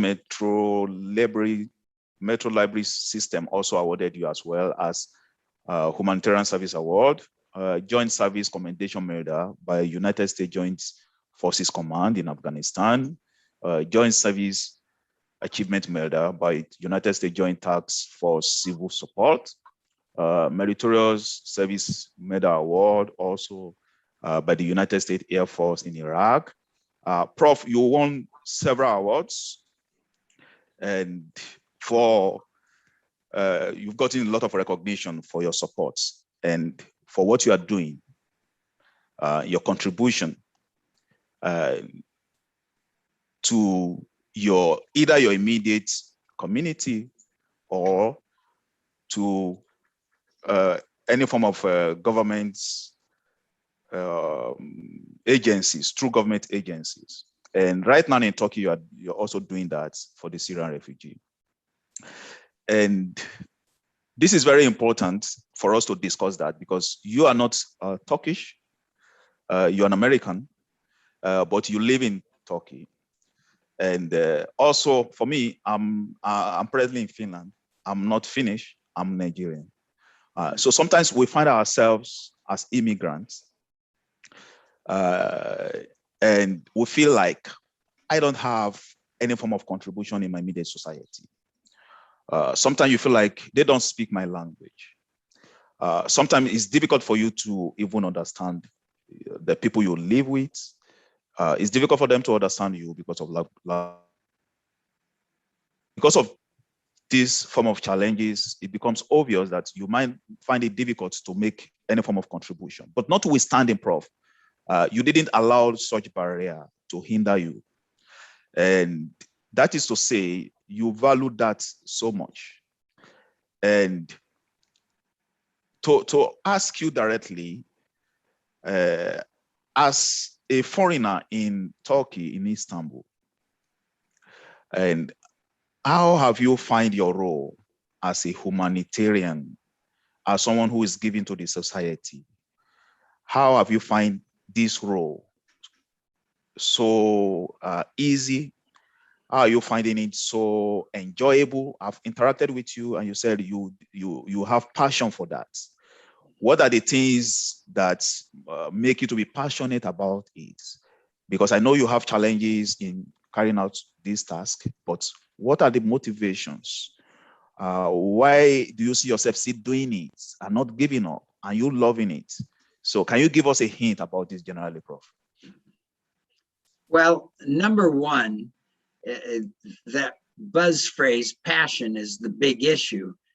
If there's no other doctor who is available to help the children and their parents, who's going to do it? It's like I said with the phrase that my mother taught me from when I was a little boy. I'm on this planet but once. I'm here in this moment in time once, one time only. So if there's anything good I can do, I better do it now, because I'll never have this moment to do good again. And so with the help of wonderful people, my translator principally, because the Syrian refugees don't speak Turkish. Syrian refugees speak Arabic. And so I'm not only having the need for Turkish translation, but I also need assistance with Arabic translation. However, I'm an expert in child development. So all children are the same. Doesn't matter what their culture is. It doesn't matter what their personal story is. Child development is child development. And so my motivation to continue this work in spite of the language barriers, the two language barriers, are my commitment to social change, to wanting to help improve the lives of these children and their parents. So how I happened upon this? Well, in the first place, when I initially accepted this position at Istanbul Galician University, I told them what I wanted to do was develop a program for the children of the Syrian refugees, because there are 3.6 million Syrian refugees from the war in Syria living in Turkey right now. And of that, there are 250,000 children under the age of 8. These are children who are marginalized by the system. So without them speaking Turkish, without their parents speaking Turkish, these folks have a really difficult time with the medical system, navigating the school system, getting help for their children. So it just so happened that someone heard about me from someone at the university and said, "Oh, Dr. William, would you come to maybe look at some of these children at the refugee center and help us figure out the diagnoses of these children?" I said, sure. So I went, and I saw the need was so great that then I asked my an Arabic translator, an extremely competent woman, who would help me with the translation part and training the parents. And she agreed to volunteer also. And so now it's turned into a 3-day-a-week volunteering. When I'm not teaching classes at the university, why not? Because I'm required to do community service anyway. And this kind of a community engagement is so relevant because these children are so fragile and their parents are in such great need that I just felt it was a moral obligation to be responsive. Prof, you have, okay, 1 minute, Prof. I'm going to start allowing our participants to come on, those who are willing to participate in the question and answer section. So right now I'm giving access to those who are willing to participate. I think we just have maybe a few more minutes to end this section. Yes, Prof, regarding that, I really want to add this, that for someone like you, okay, who, of course, with your wealth of experience as a child development expert, and you are not just an immigrant a foreigner in Turkey, but you are from you are from the West. Okay, so it's Prof, the cross I bear. Yeah. So, Prof, yeah, someone could say that you are a Westerner, so it could be quite easy. It could be quite easier for you, to give to the society in a foreign land. But for someone who is from a developing country, from Global South, for instance, and somehow there might also be some kind of level of bottlenecks in the aspect of acceptability. So how will you say, Prof, okay, to people or immigrants from a developing nation in a developing country? How will you, how will you expect such an individual, or in what area will you expect such an individual to participate in community development, in giving to the society? Well, in the first place, one should only do what they're comfortable doing.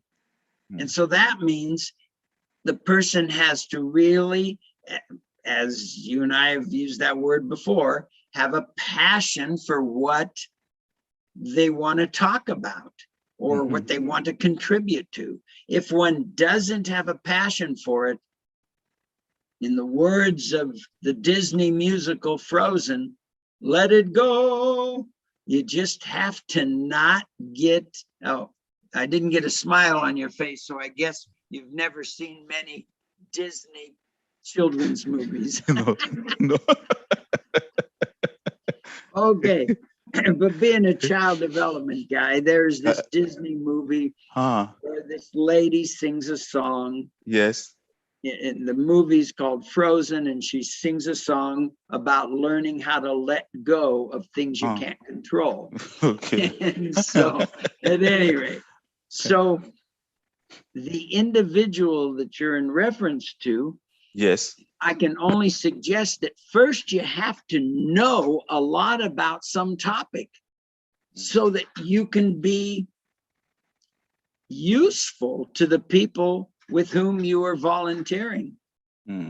And I just happen to be an expert in my field. So when people came to me saying, oh, Dr. William, would you consider coming to our center and just see a few children for us.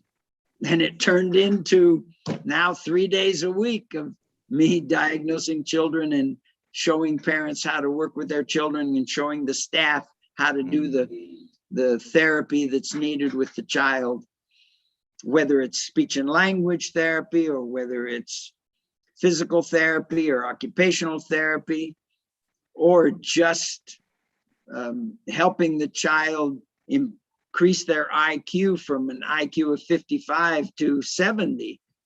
Just little techniques, and only an expert's going to know those techniques. So you got to definitely know whatever you're going to be talking about when people ask you to help them. Yeah, Prof, it's true. And okay, for you know, oh my God, 1 minute, bro. So GH, who's GH?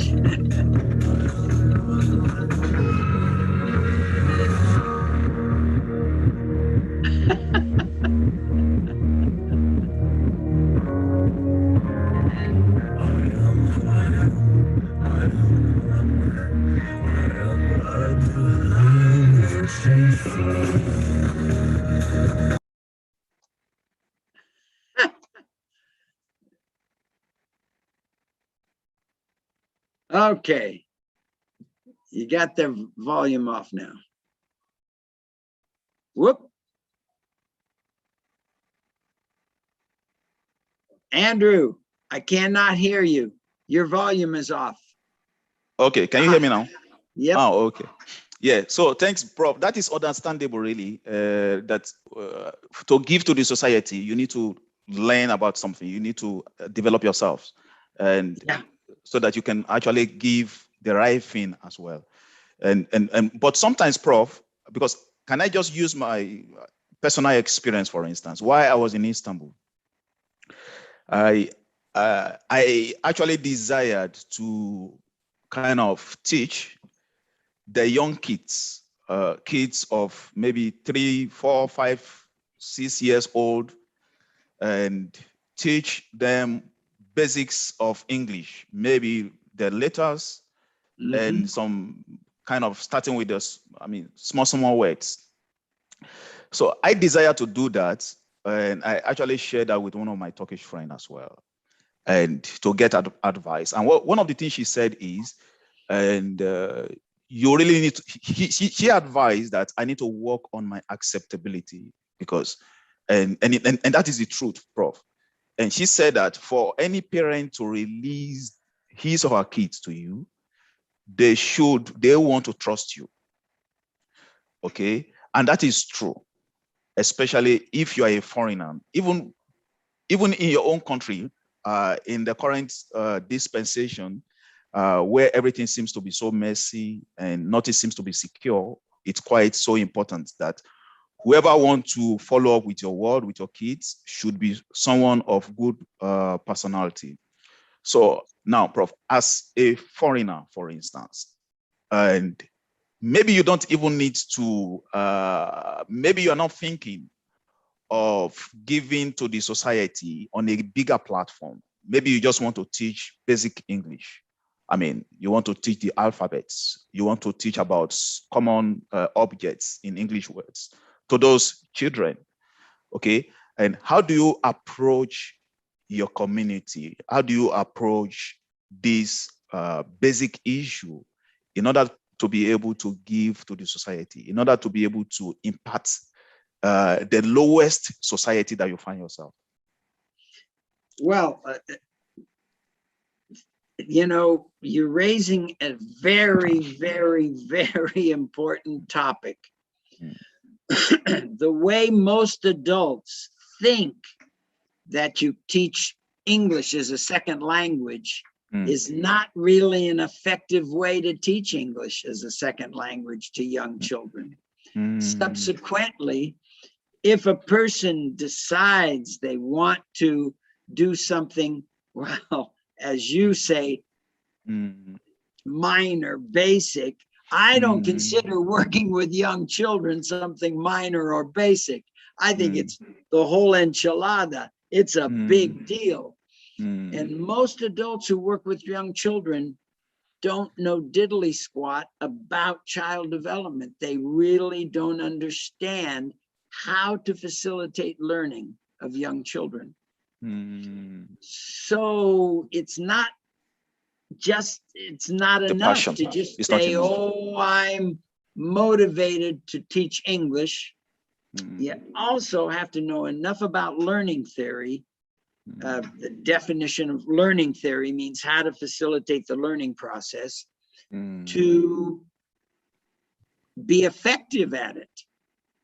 And when you say parents don't want to talk to the person who's a foreigner, well, I don't know. All I can say is I have no trouble. Maybe it's because I'm an American. I don't know. I think it's more probable because I have the world's best translator. She just is so superb at helping the parents feel comfortable with Dr. Williams' diagnosis and then the recommendations for intervention that I end up being accepted. Yes, Prof. Thank you so much for that response. And you just mentioned something very important. You use a translator because in order to be able to communicate effectively. Yes. So now, in doing that, Prof, especially in a foreign nation, and what are the common needs that you think someone who wants to give to the society might need, or might what are the things that could be handy for such individual? For instance, in your case, you engage a very good translator. In addition to that, what are the other common needs that you think could be effective to get that done? Keep working on learning the language yourself.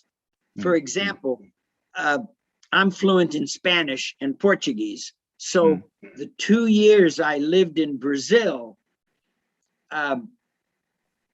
speaking Portuguese, I delivered all of my child development lectures in Portuguese. I didn't use a translator ever.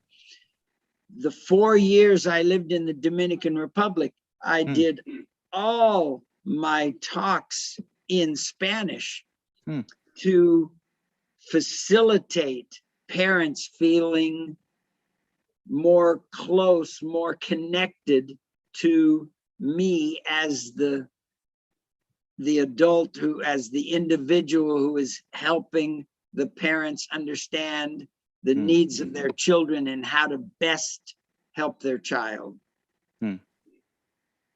So ideally, you want to not give up on learning the language. I definitely am working on my Turkish and working daily on my Arabic.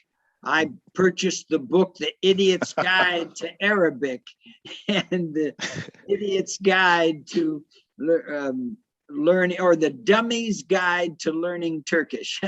And so I use those books every day, a little bit every day, as we say in Arabic, shway shway, little by little, I'm going to yawash yawash. I'm going to improve my ability to communicate directly with the parents. Yeah, Prof. And before we have one or two more last questions before we give our participants opportunity to ask their questions. And another question I want to ask you, Prof, or we should guide us in this. Prof, you speak, you understand, and you read and you write Spanish language. Yes. The same with Portuguese. And now, again, you are catching up with Turkish and Arabic. Learning, yes. Okay, Prof, maybe this question is for me, for instance. Last week, I just got enrolled in the Finnish class. I want to learn Finnish. Now, for me and for our participants and our friends that are watching who needs to learn a second language, Prof, can you give a hint, guideline? What are the things that you did that helped you to master your Spanish language, your Portuguese language, that you think will help me, for instance, to learn Finnish fast, or will help someone to learn Turkish language fast, or will help someone who will be watching the video, Spanish, Portuguese, whatever language fast? What are the hints, basic hints, Prof? Okay, number one, the way I learned Spanish was from working with Spanish families in California. And if you want to, Spanish-speaking families, if you want to understand the parents of the young children you work with, you just keep trying to improve your listening skills to learn the language. And little by little, I kept learning more and more Spanish until I became so fluent I was invited to other countries to give speeches about child development in Spanish. I've given speeches in Spanish in Cuba, Ecuador, Peru, Chile, all over Mexico, and Latin and Central America, as well as speeches in Portuguese in Brazil. So you first have to have an interest in the topic, and then that is your vehicle for acquiring more and more of the verbs and the nouns in the language. Okay, thank you so much, Prof. One more question or one more item to discuss on before we ask our participant for direct question to you. Prof, for those who live in a foreign land, those who are foreigners, like you in Turkey or like me in Finland, for instance, I mean, if you want to say generally speaking, okay, what are those areas that you think are out there within the society, within our community, that we can easily spot and see that we have a role to play to contribute our own personal, individual efforts to the development of that community or that society? What are those specific areas, generally speaking, Prof? Wow, it's a tall order. It would depend upon what area of expertise the individual has. In my case, I've been labeled an expert in child development for over 20 years. And so developmental pediatrics is what I know. I never watch football. I don't pay attention to basketball. I don't know how to fix a car. My only interest really is human growth and development. And so first you got to understand the information that you might choose to want to share with a community before you start trying to share it. Or you're going to fall short, especially if you're not. What is this? Okay. Okay. Oh, sorry, I need to remove this person. Okay, thank you, Prof. Yeah, sorry for that. No problem. Okay, thank you so much, Prof. And so what you're saying is that it's not always advisable to contribute or to impact the society, especially in an area that you are not so knowledgeable in. Right. Oh, and the classic example of that is the Americans that go to all these, quote, developing nations and try to help in the Peace Corps. I don't know if you're familiar with the American term, the Peace Corps. Peace Corps, yes, yes, definitely. And these people are well-intended, but typically they don't have a lot of knowledge. I vividly remember when some Peace Corps volunteers came to the Dominican Republic for the 4 years I lived there, and they were helping people develop, because of the lack of protein in the diet, they helped people develop frog farms so that people could start eating frog legs as a source of protein.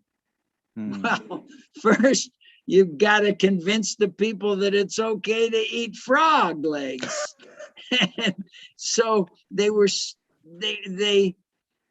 spent these millions of dollars creating these farms for farming frogs for human consumption. And guess what? 20 years later, none of them are functioning. It was a waste because they didn't really address the needs of the people.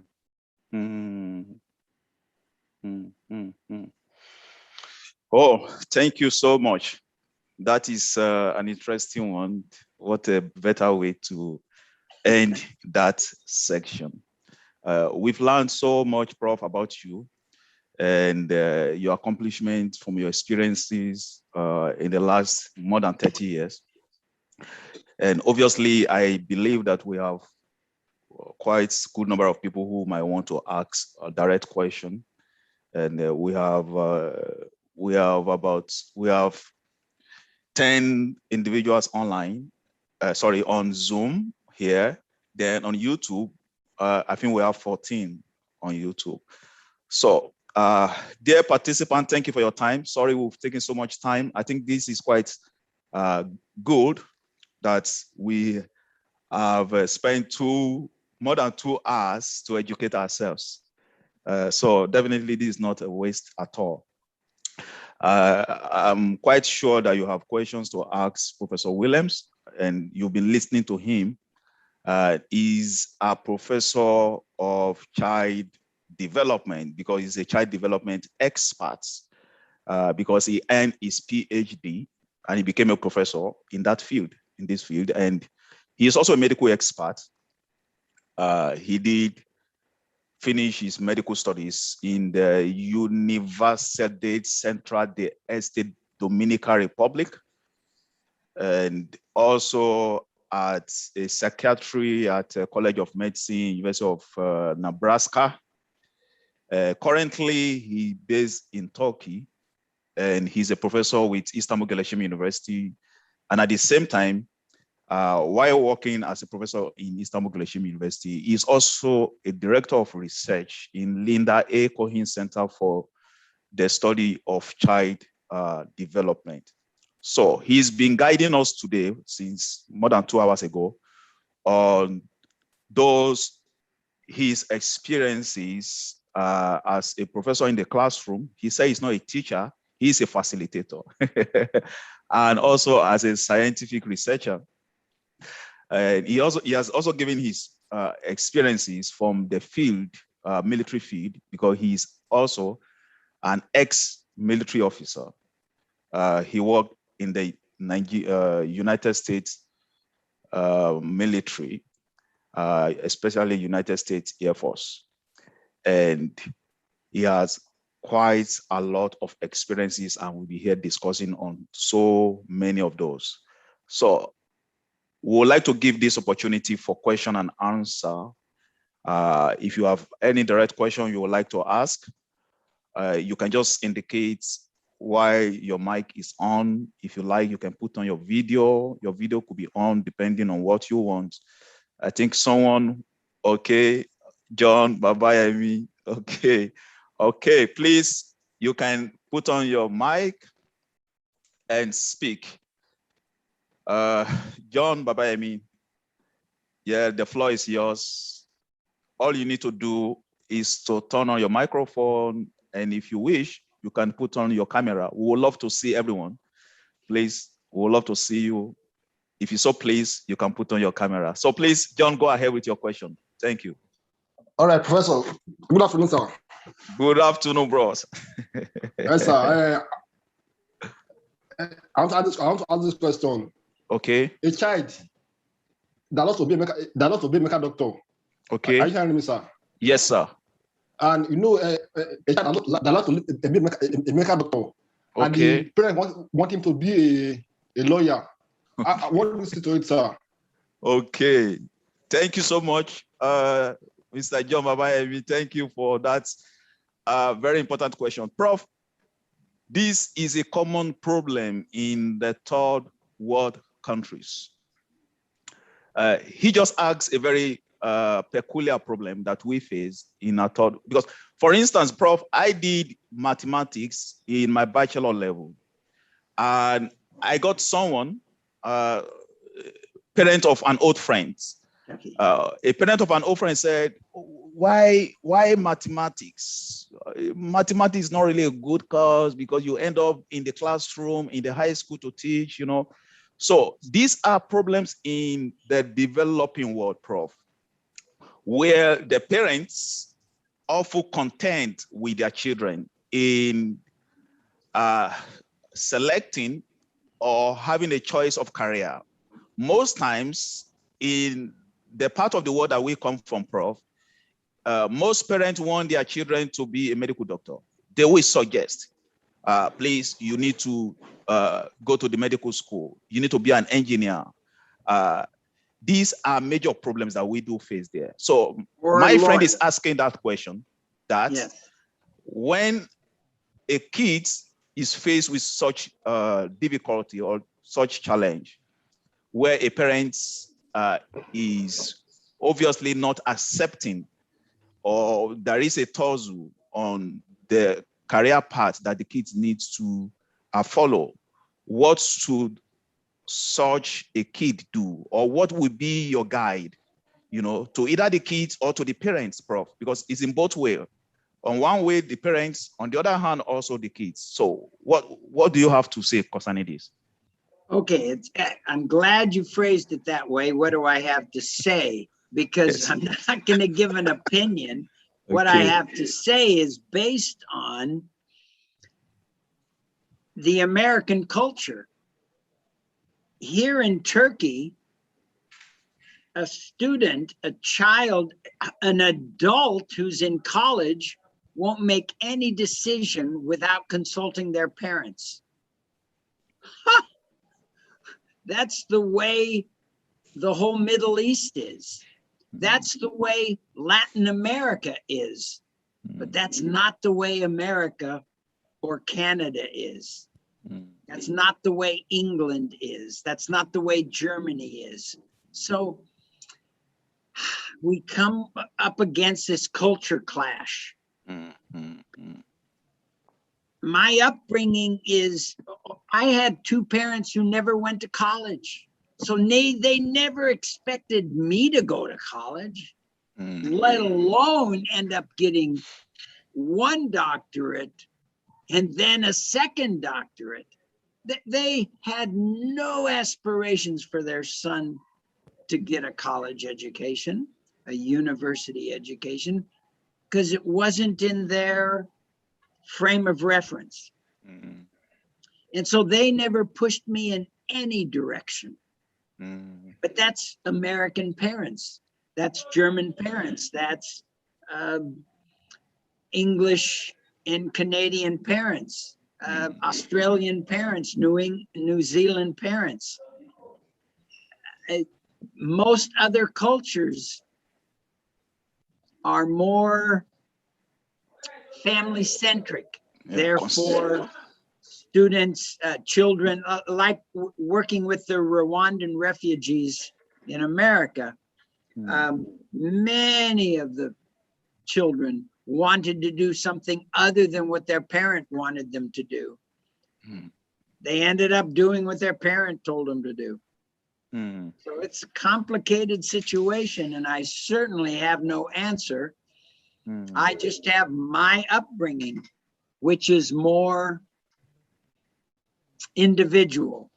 The Western way of looking at things is not depending on what the parent says, but just steering your own course. And I would never presume to tell someone, oh, don't listen to your parents. I don't have the right to tell someone not to do that. But it's not something that's part of the American experience. Typically, it's not part of the German experience. It's not part of the English experience. It's not part of the Canadian or Australian or New Zealand experience. People in countries where the first language is English, it tends to be, you pick your career for yourself. Thank you, Prof, for that insight. And okay, someone just wrote now that, okay, someone just expatiated as well, because the reality is that no automatic job. Okay, yes. Prof, can I just add to that as a follow-up? I'm reading it now. The problem with the third world country is this: the environment has conditioned people to think that without studying medicine or pharmacy, you won't get a job or a livelihood, because the reality is there's no automatic jobs if you do otherwise. Well, see, that's the whole idea of me entering the military. I came from a lower middle class family. My parents didn't have much. So that's why that was my motivation for joining the military, because in Western civilization, if you don't come from money, you join the military as a vehicle for upward mobility. The military paid for my education. Then,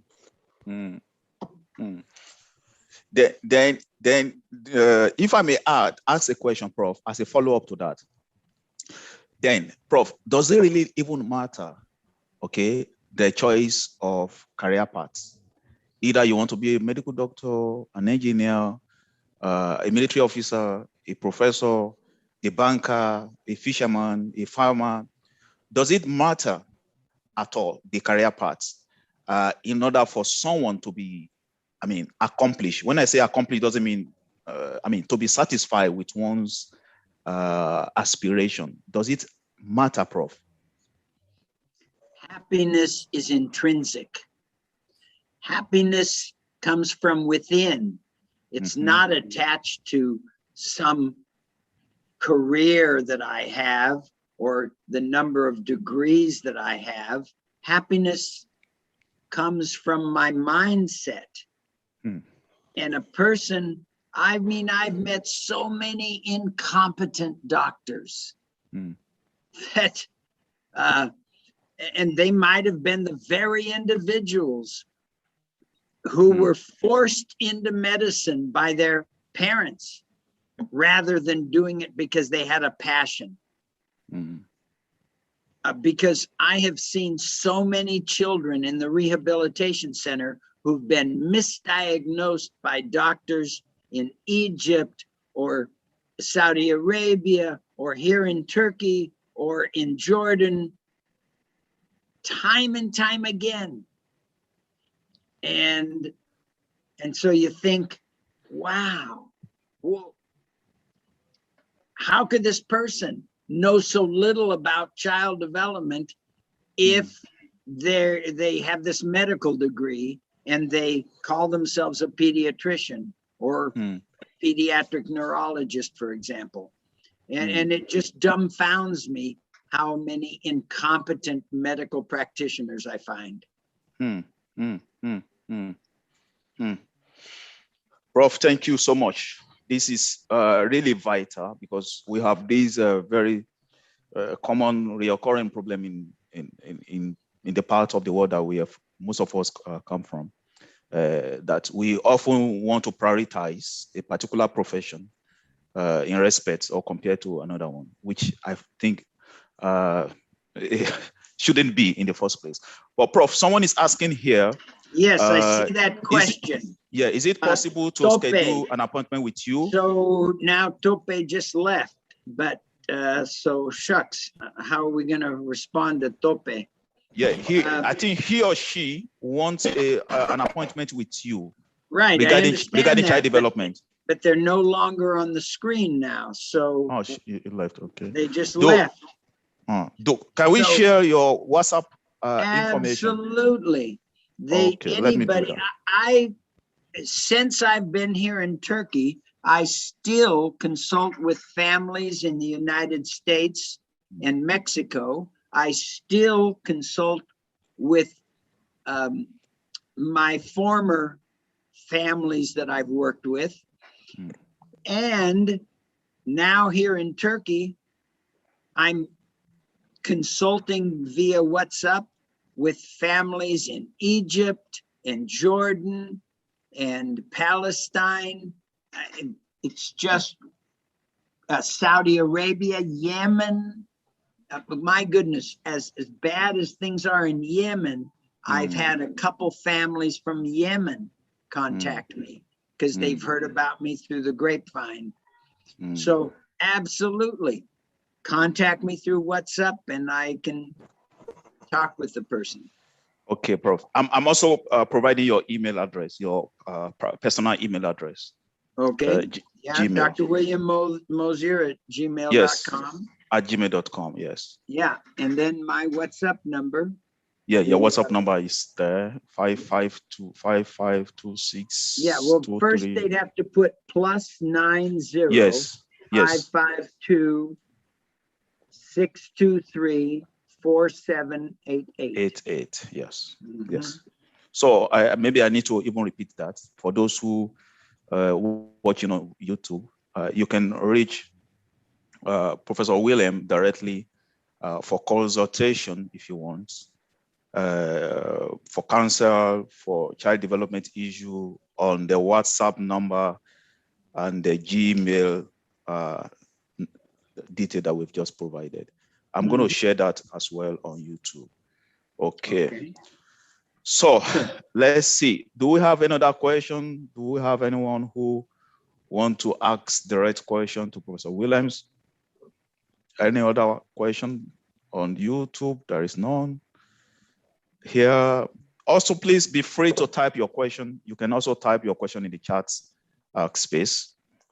If you are on Zoom, you can do that. If you're on YouTube, you can do that. We can also access both right away. So you are free to write your question. If you want to speak, you are also free to indicate and put on your microphone if you want your video so that we can see your face as well. Okay. I lament that Tope is no longer here because maybe they didn't hear the. Maybe they won't come back to see how they can contact me. It's a shame. Let's see if we can find a way. If you can contact them, let them know. I will see if I can find the information about that individual. I will try to pay attention to the waiting room. Okay. So we are waiting for question and answer. Be free. Friends, participants, be free to ask your question.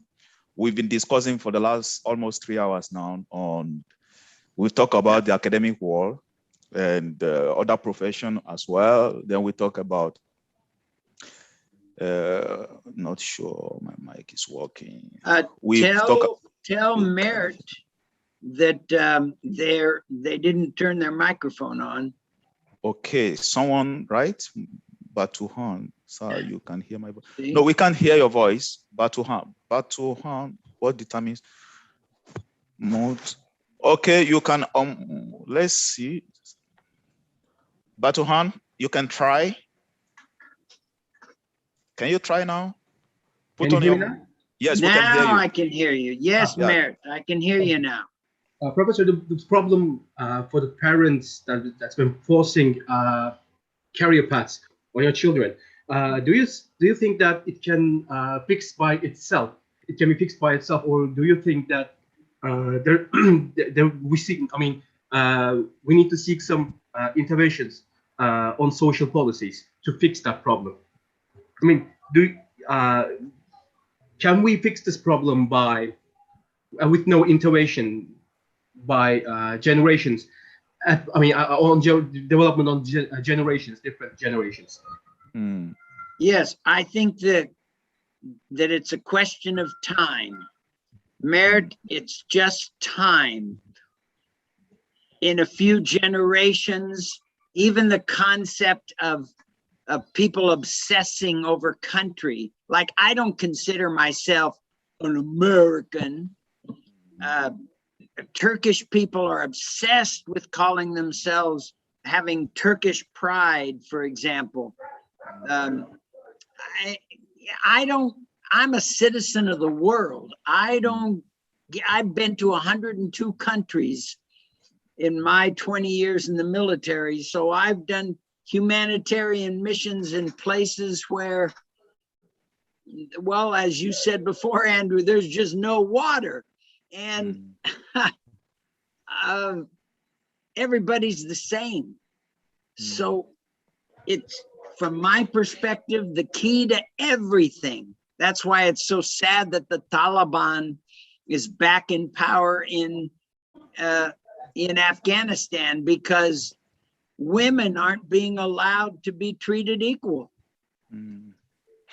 Education is the answer to fix all problems in the world. And I don't mean pseudo education. As bad as Trump was as a president, I think the biggest disservice he created for the world was creating that buzz phrase, fake news. He was so full of defecation when he invented that phrase, because there's no such thing as fake news. Social media is not accurate, but news outlets, oh my goodness, NBC, ABC, CNN, those are reputable entities that have won prizes for their speaking the truth. So for the news media outlets to be called fake news has just done a huge disservice to people respecting how the key to everything in life is education. And I don't necessarily mean formal education. Okay, yeah, I have 2 bachelors, 2 masters, and 2 doctorates. I'm not saying that's why I'm smart. My experience is what's made me smart. And so the more experience that a person gets, the more humble you become, and the more realization you have that everybody's the same. Thank you, Prof. Matt, I think Matt mentioned something very, very important also, Prof. I think I would love to point your attention to that. He mentioned about social policy.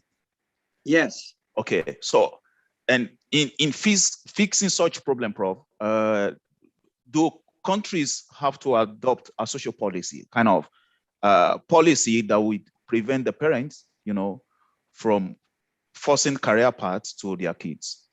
Is it something you encourage? Nope, I don't encourage that, because one, how are you going to enforce it? Because it's infringing on cultural values. And I would be the last person to say, even though I don't agree with Taliban philosophy, perspective, I'm the last person to ever say we need to crush some people's views because they're wrong. No, education is the answer, not government telling people what to do. Look at the example of the coronavirus vaccine. It is perfectly safe. I can tell you as a doctor, the vaccines are safe. It doesn't matter if it's the vaccine from Cuba or from China or from Russia or the ones from England and the United States or the one from India. They're all safe. They've all followed very rigid protocol for safety. But if you listen to social media, people get all kinds of silly fears. So telling people they have to get vaccinated hasn't been the solution, because even here in Turkey, just yesterday, I was at the store and this one guy says, "Oh, Dr. Williams, I've been wanting to ask you, my wife says I should get the vaccine and I'm scared because of everything I see on social media." I took out my vaccine card and said, "Look, I've gotten both shots. There's nothing dangerous about the vaccines. You just can't believe what you see on social media." But this guy still, you can't force people to change. You just have to provide more and more and more education. Public service announcements. Thank you so much. Thank you, Prof, for that response. I think we have Tokwe back now here. Tokwe, please, you can check the chat. Tope, whoever you are, I was worried that you would miss out on that. Please look at the chat. Tope. Yeah, look at the chat. We have information for you in the chat. Also, if you want to speak directly to Prof right now, if you want to ask any question, you are free to indicate someone. Prof, we have another question. Okay, Mr. Emmanuel, please, you can turn on your, unmute yourself and speak.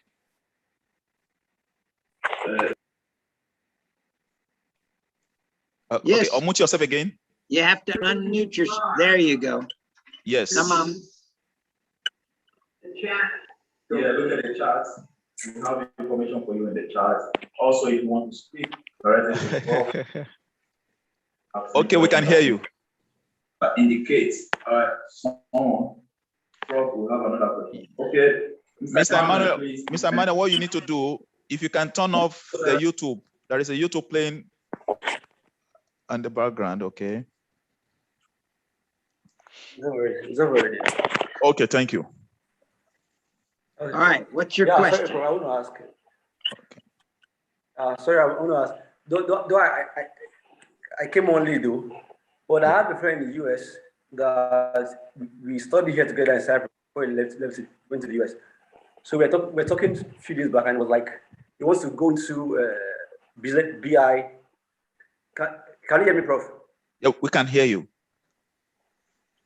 Okay, it was like he wants to go to data analysis, data science, and BI, because it was like the computer programming field is choked up. When I mentioned that, maybe a whole lot of people are going to it. Like it was like I want to go to BI. So I want to ask, what's your take on changing career path? Because from my little experience and what I know, I tried doing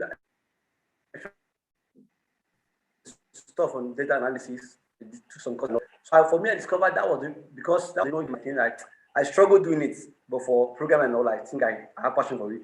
But because the programming field is, though there's still a lot of opportunity there, but the data field now is more robust, if I'll use that word, than the programming field kind of. So there's like suggestions that we could go into data, big data and all, because there are robust opportunities there than programming. So I wonder, what's your take on changing career paths? Is it because of there's a lot of opportunity going here now, or there's some other measurements that one is adhere to? Well, I am just 100% committed to only doing what you have a passion for, not following the money. As Andrew and I, for the last 2 hours, were talking about, I am not in a high-paying profession. Okay, so now I'm at a certain level of prestige, but it's taken me 30 years to get to this level of prestige. So following the money is not a wise choice. Rather, do what you love, and eventually you will be acknowledged. Like I had said about an hour ago when Andrew was asking me about my career here at Istanbul Galician University, when I was shocked when they told me after I was hired that there were 1,200 applicants for my job. Holy cow, just to be a professor of child development, that many applicants. And how I rose to the top was just, well, I've got a 26-page curriculum vitae, so I guess that's how I rose to the top. Just my experience, because there were so many applicants, they didn't even know who to start with, who to pick. So you got to go with what you love doing. And then eventually you'll be able to eke out a decent income. Now, I've been doing it by sometimes holding down 3 different jobs. Teaching at the university, not paying enough, so working in the military and having a private practice in psychotherapy. So sometimes you have to work more than one job to get enough money to support the family. That's what I would do. So what's John have to say? John, take yourself off of mute and ask your question.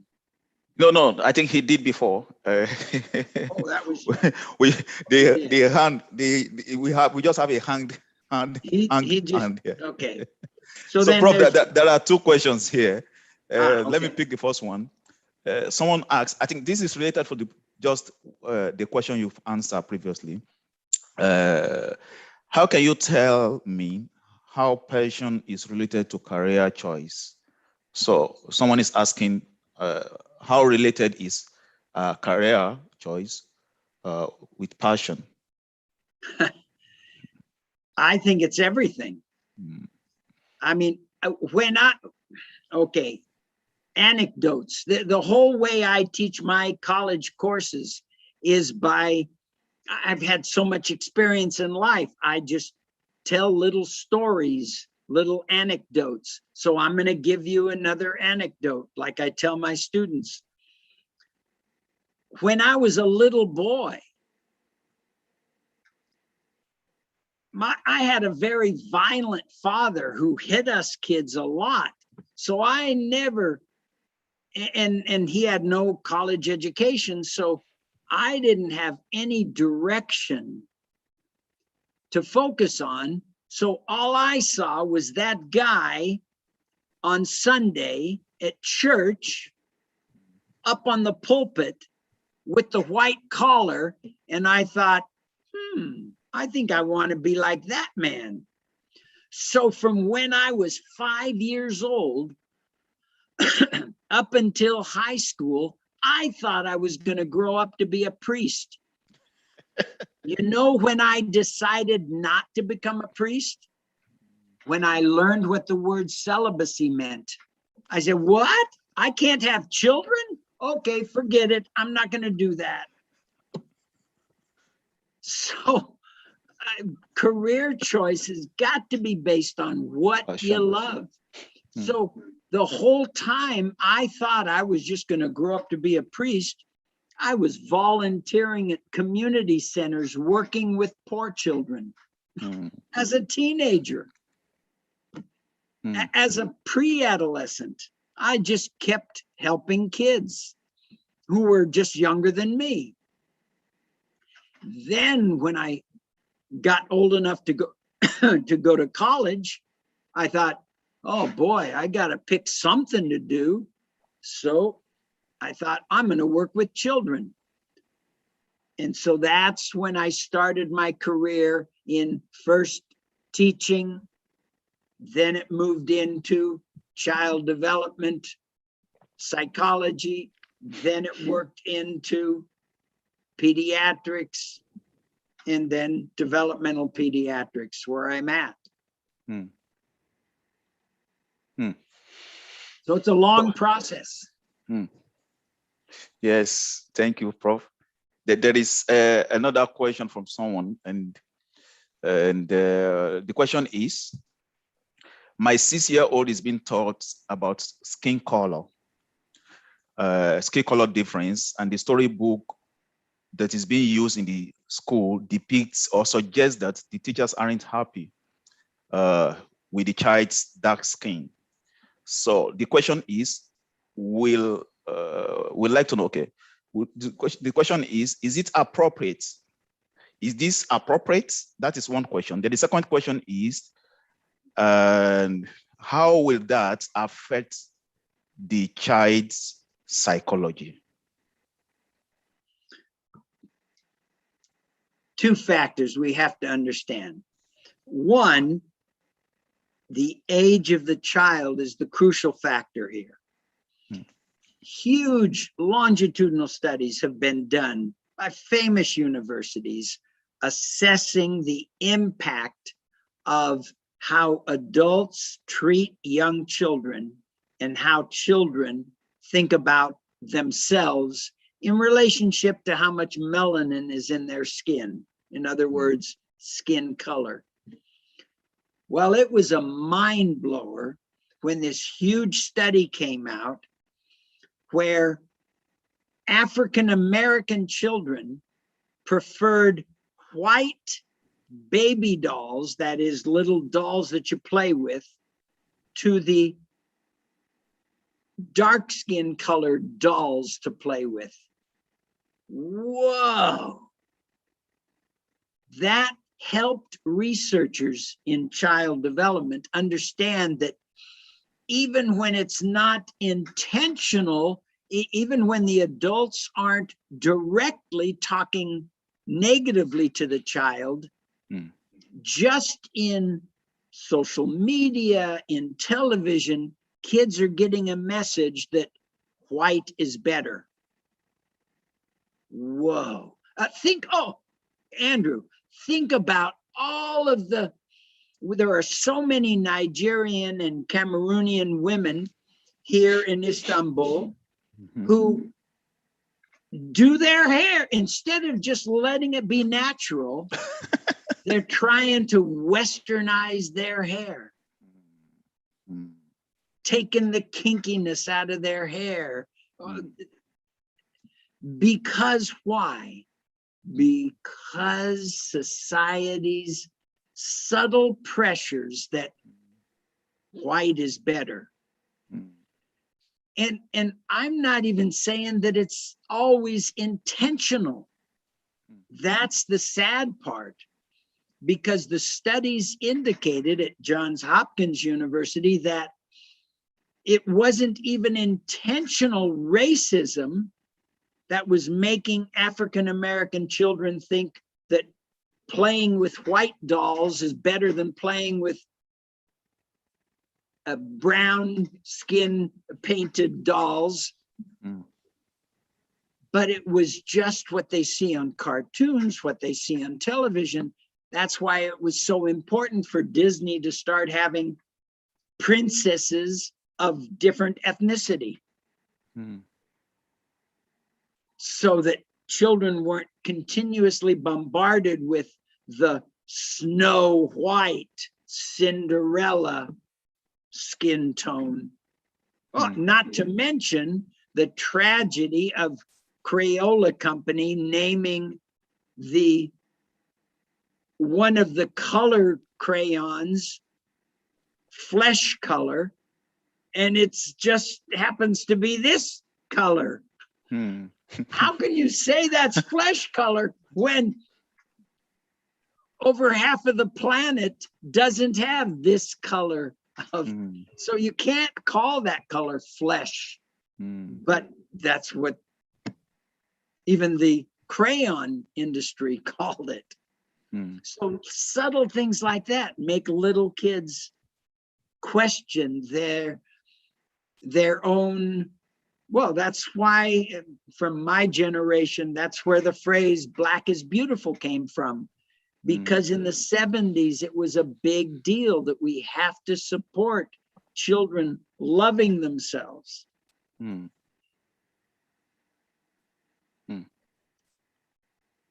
So I don't know if that's enough clarification, but I think the focus has to be on the adults around a child communicating unconditional positive regard. And that, oh, here's a good one, Andrew. That includes the parents. Because you see, working with the Rwandan and the Burundian refugees in the US, I learned that parents can be really physically violent with their kids and smacking them and smacking them. Yeah. Holy cow. That's just something that is definitely going to damage self-esteem in a child. So we have to communicate unconditional positive regard to young children. Oh, thank you so much, Prof. for the. There's a question here from Olufemi. I think we answered that. What determines how brilliant or intelligent a child is? Well, there's two aspects of genius. Intelligence is 50% genetic and 50% early childhood stimulation. So there was this Academy Award-winning movie that maybe some of you saw called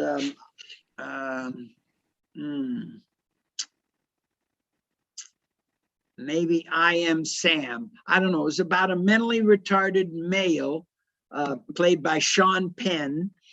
And supposedly he had a relationship with a prostitute. And so after she gave birth, she gave the child to the man. So supposedly this mentally retarded man is raising a child, and the child's a genius. So that's not reality. If we're talking about the phrase fake news, that's a fake movie. Oh, it's a beautiful movie. I cried at the end. It was a powerfully moving story. But as a child development expert, I also know facts of life. And you cannot be mentally retarded and have a kid whose IQ is a genius. It's not genetically possible. It doesn't happen. So what determines a child's intelligence is 50% genetics and 50% early childhood experience, period. Thank you. Oh my God, this is lovely, Prof. So Prof, for those who are yet to marry, are you suggesting that the intelligent ones should look for intelligent ones to marry? Oh, no question about it. Oh my goodness. Definitely don't marry someone who's not as smart as you are.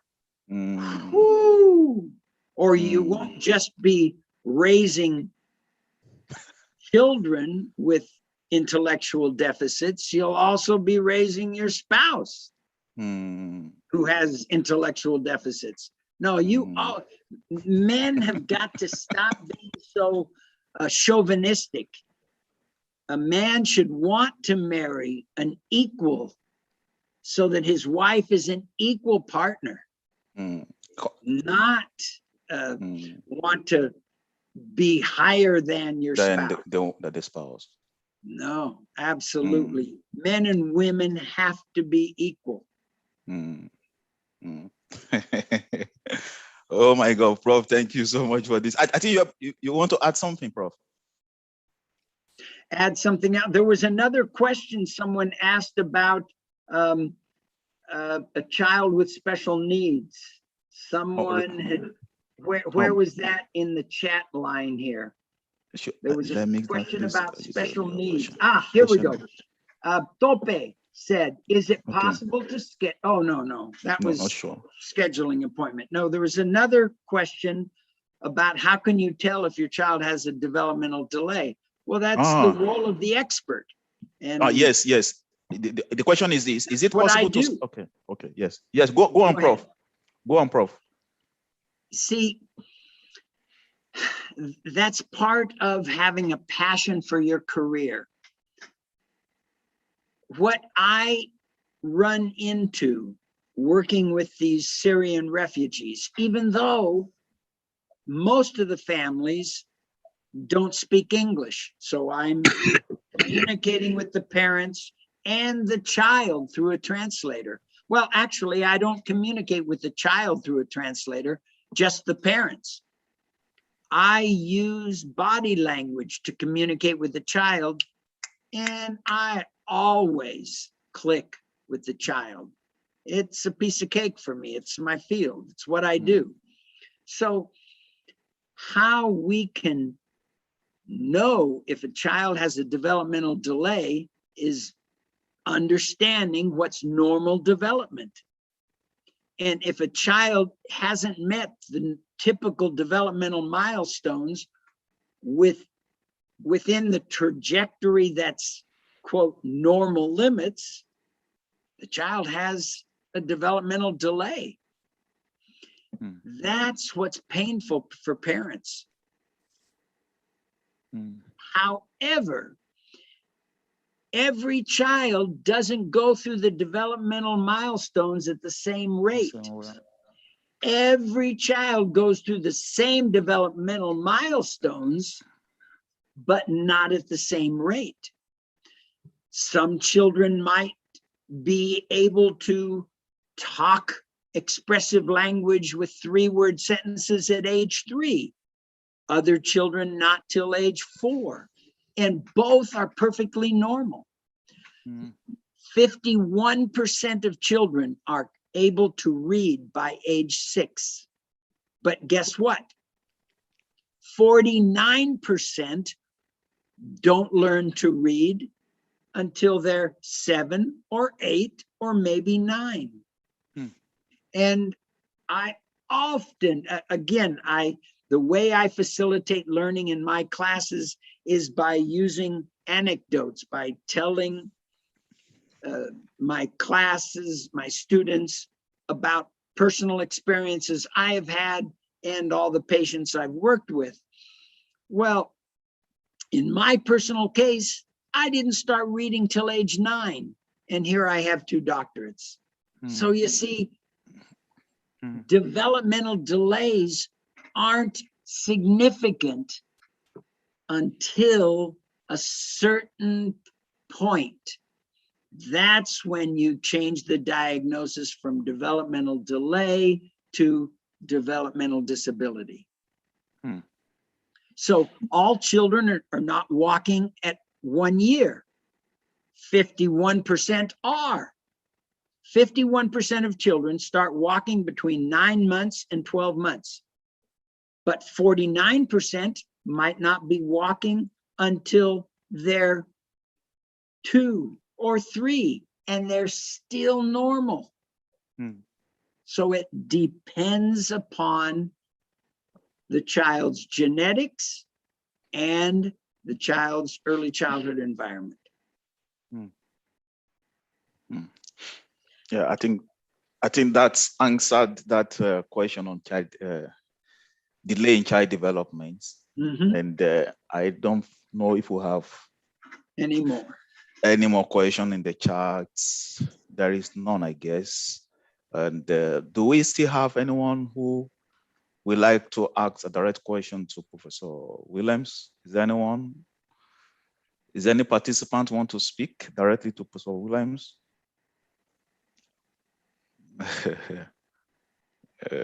So Tope, remember you can contact me yes, through WhatsApp about your child. yeah, we have Professor Williams' detail in the chat box, his WhatsApp and his email for anyone who want to also consult him directly for guidance. He said he doesn't advise, but you can provide guidance or he can facilitate some level of information that will There you help us. go. So you can do that by reaching him through the WhatsApp. He always responds. And he's unlike so many professors around the globe who doesn't respond to emails.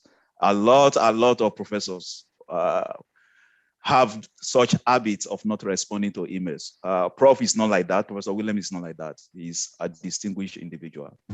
So you can also communicate him through the email for further guidance, information that you need. And if we don't have any further question from the participants, we'll give the floor to Professor Williams to give kind of a final word. And the word should be, Prof, what should be your final word, okay? To first, for those who are young, who hasn't decided yet on the career paths they should follow, okay? They're on the crossroad on making that decision. And the second, there are individuals who are on that path. There is, I think I know someone who is online now, who is a pharmacist, okay? A lot of professors are online watching and participating, and some other individuals also in other profession as well. So those who have actually find their own paths, that is another part. So, but largely young individuals, what is your advice to us, Prof? Advice, that advice word. Okay. Here's some thought. Okay. Here's some thought rather than advice. Okay. Follow your passion. And if you don't yet know what your passion is, start exploring the world to discover what you're passionate about, rather than narrowly deciding, oh, this pays good, so I'm going to enter this field. Or, oh, this pays good, so I'm going to enter this field. Oh, my goodness. Guess what in America is the most frequent profession where people find dissatisfaction? Dentistry. Really? So maybe a person couldn't make it into medical school, so they entered dental school, and now they're disillusioned. They make great money, but they're not happy. What a waste of a life to make good money, but not be happy at doing what you're doing. I'd rather stay at my measly salary level of income with my military retirement than be in a career where I wasn't happy. So find out what you're passionate about first. And when some people have a hard time with that phrase. So if you're saying, well, what do you mean by passion? I mean, what is it that you really, really, really enjoy doing? Now, I've had patients tell me, Dr. William, the only thing I enjoy doing is sleeping. Okay, so when you're not sleeping, what do you enjoy doing? I've had other patients who will say, well, really, the only thing I enjoy doing is relaxing when I'm smoking a cigarette. Okay, I can't help those people. Find something that you find interest in, and then turn it into a passion.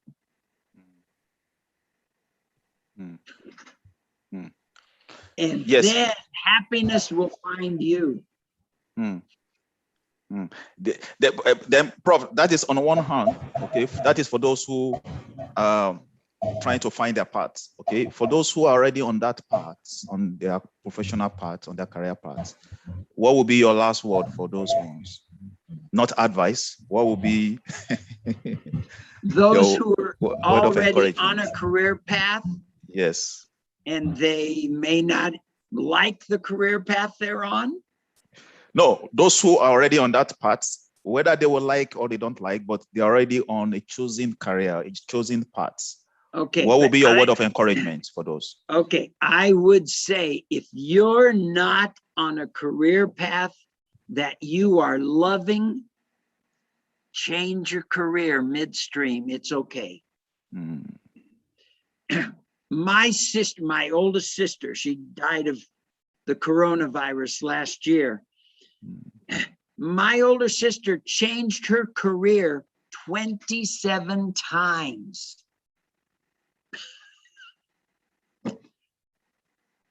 It's okay. Change what you do until you find something you love.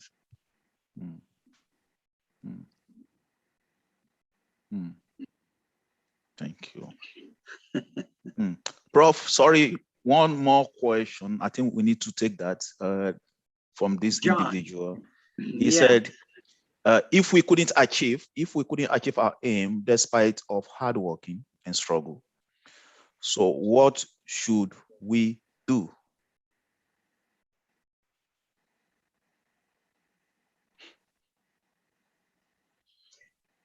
You're telling me that if the individual tried hard and they still couldn't succeed in their chosen preferred field, then move to another country where you can enter that field.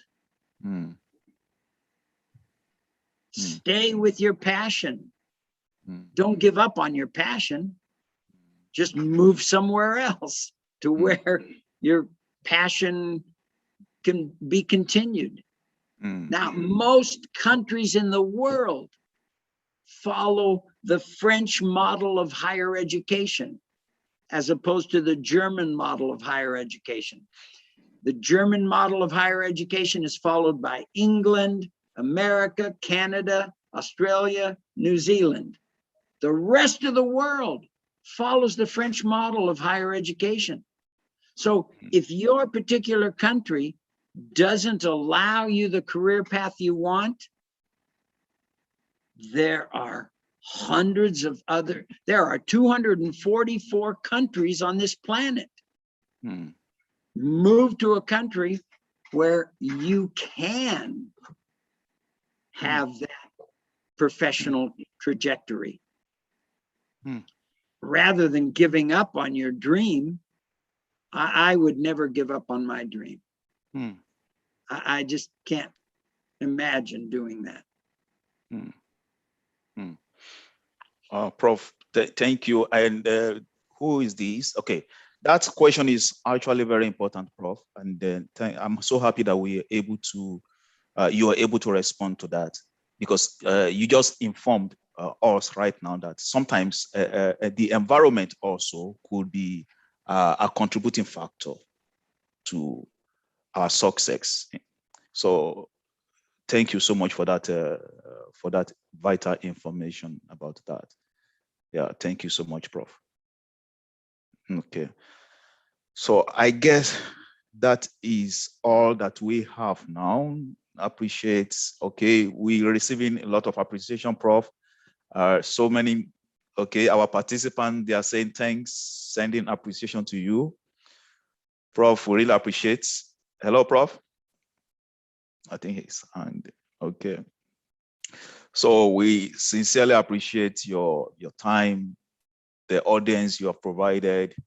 It is not quite easy, I know, for so many professors around the globe might be finding it not so easy to give to give such a time, a huge time. Okay, Prof. Okay. Ask to unmute. Yes, you can unmute, Prof. Yes, I've unmuted. Yes, yes, yes. Thank you so much, Prof. Yes, I was just saying, Prof, the last question, your response to the last question is quite important and strategic, because it addresses the fact that passion is vital, even when you don't succeed on your career path, on your whatever career that you've chosen. You can also be sensitive to the environment, because environment might be a contributing factor. You just address that. Thank you so much. That is quite instructive. So we've been receiving a lot of messages from our participant, Prof, and everyone is saying a huge thanks to you. So, Prof, chok teshakule derem.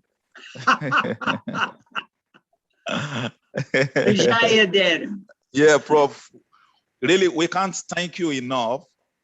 You know, I would have loved those children, especially in the high school of my country, you know, to have opportunity to listen to someone like you. I think about 3 months ago, I tried to contact so many high schools in Nigeria to also give my time and where I can have an online session like this. So I got a response from two of the high schools, and I did with one session with one of the high schools. And I realized how important it is. Really, Prof, for someone like me, if no, I mean, it's not possible. I want to see those kids in the high school, and I can't imagine the excitement, the level of impact someone like you will have made in their lives if they had an opportunity to listen to you. But notwithstanding, for us, we're learning and we keep learning, and we're still learning. We've learned so much from you today. Sincerely speaking, you are a huge blessing, and we are so thankful for giving us your time. It's more than 3 hours, 30 minutes. Yes. Hardly can you see, hardly can you see, let me not say you will see. I mean, most professors will not even have that time, you know, talk more of even make that time available. So, but indeed, we're not taking that for granted. We do appreciate that. You are so busy. You have a lot of engagements, appointments, teaching responsibility, research responsibility, notwithstanding you're able to give your time to attend to some of these questions that pertains to us. Thank you so much, Prof. Chok teshakule derem. Yeah, we thank you so much. So for all our participants, our friends, and what can we say? So we are all learning together. So, but notwithstanding, I have to thank everyone. We have to thank everyone for participating, because me and Prof could be here for 3 hours, 4 or 5 hours. If we don't have any, if we don't have any participants, we could just laugh and enjoy ourselves. But it makes more of impact, huge impact, when we have people participating with us. So that is why I would love to say a huge thank you to everyone. There are so many, I won't be able to mention all the names, from the Zoom platform, from the YouTube platform. We have a lot of you right now. We have 9, 8 on the Zoom. We have about 12 or 13 in the YouTube. So we are all saying huge thank you to everyone. Thank you so much. Most importantly, I would love to share this word to every one of us, that whatever we have learned from Professor Williams, please, let's make it a point of responsibility to make use of those. Let's put that into practice. Let's work with that. In our working place, let's try as much as possible to be role model that he mentioned. Those of us that are teaching, those of us that are professors, in whatever career you find yourself, try to be a role model. Try to work with your passion in order to be successful as Prof. And I hope that as we continue to do that, definitely we'll see ourselves attaining that height that you have dreamed to attain. Definitely it is possible. So We love you, everyone. We hope to see you again in our next session. If you have any suggestion also on what we need to discuss in the next section, you can also do that, put that in the chat. We can arrange that as well, hopefully in the coming session. Besides, for the YouTube video of this particular session, please don't forget to share with your friends. And there are people out there who will really benefit from these discussions. Thank you, everyone. I'm saying thank you again. Thank you, Professor Williams. Thank you, participants. Love you all.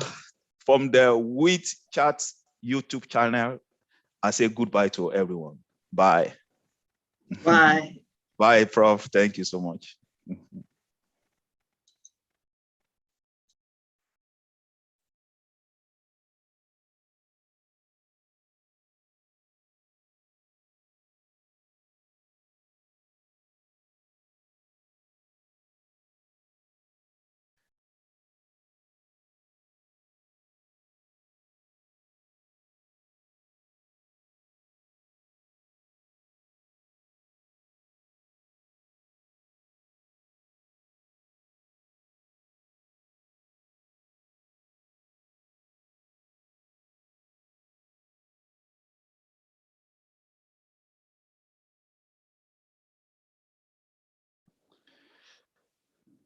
Kenny. Kenny. Kenny.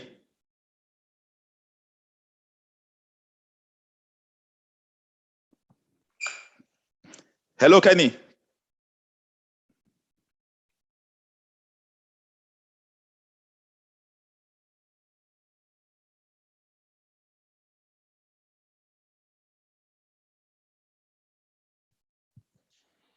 Mm-hmm.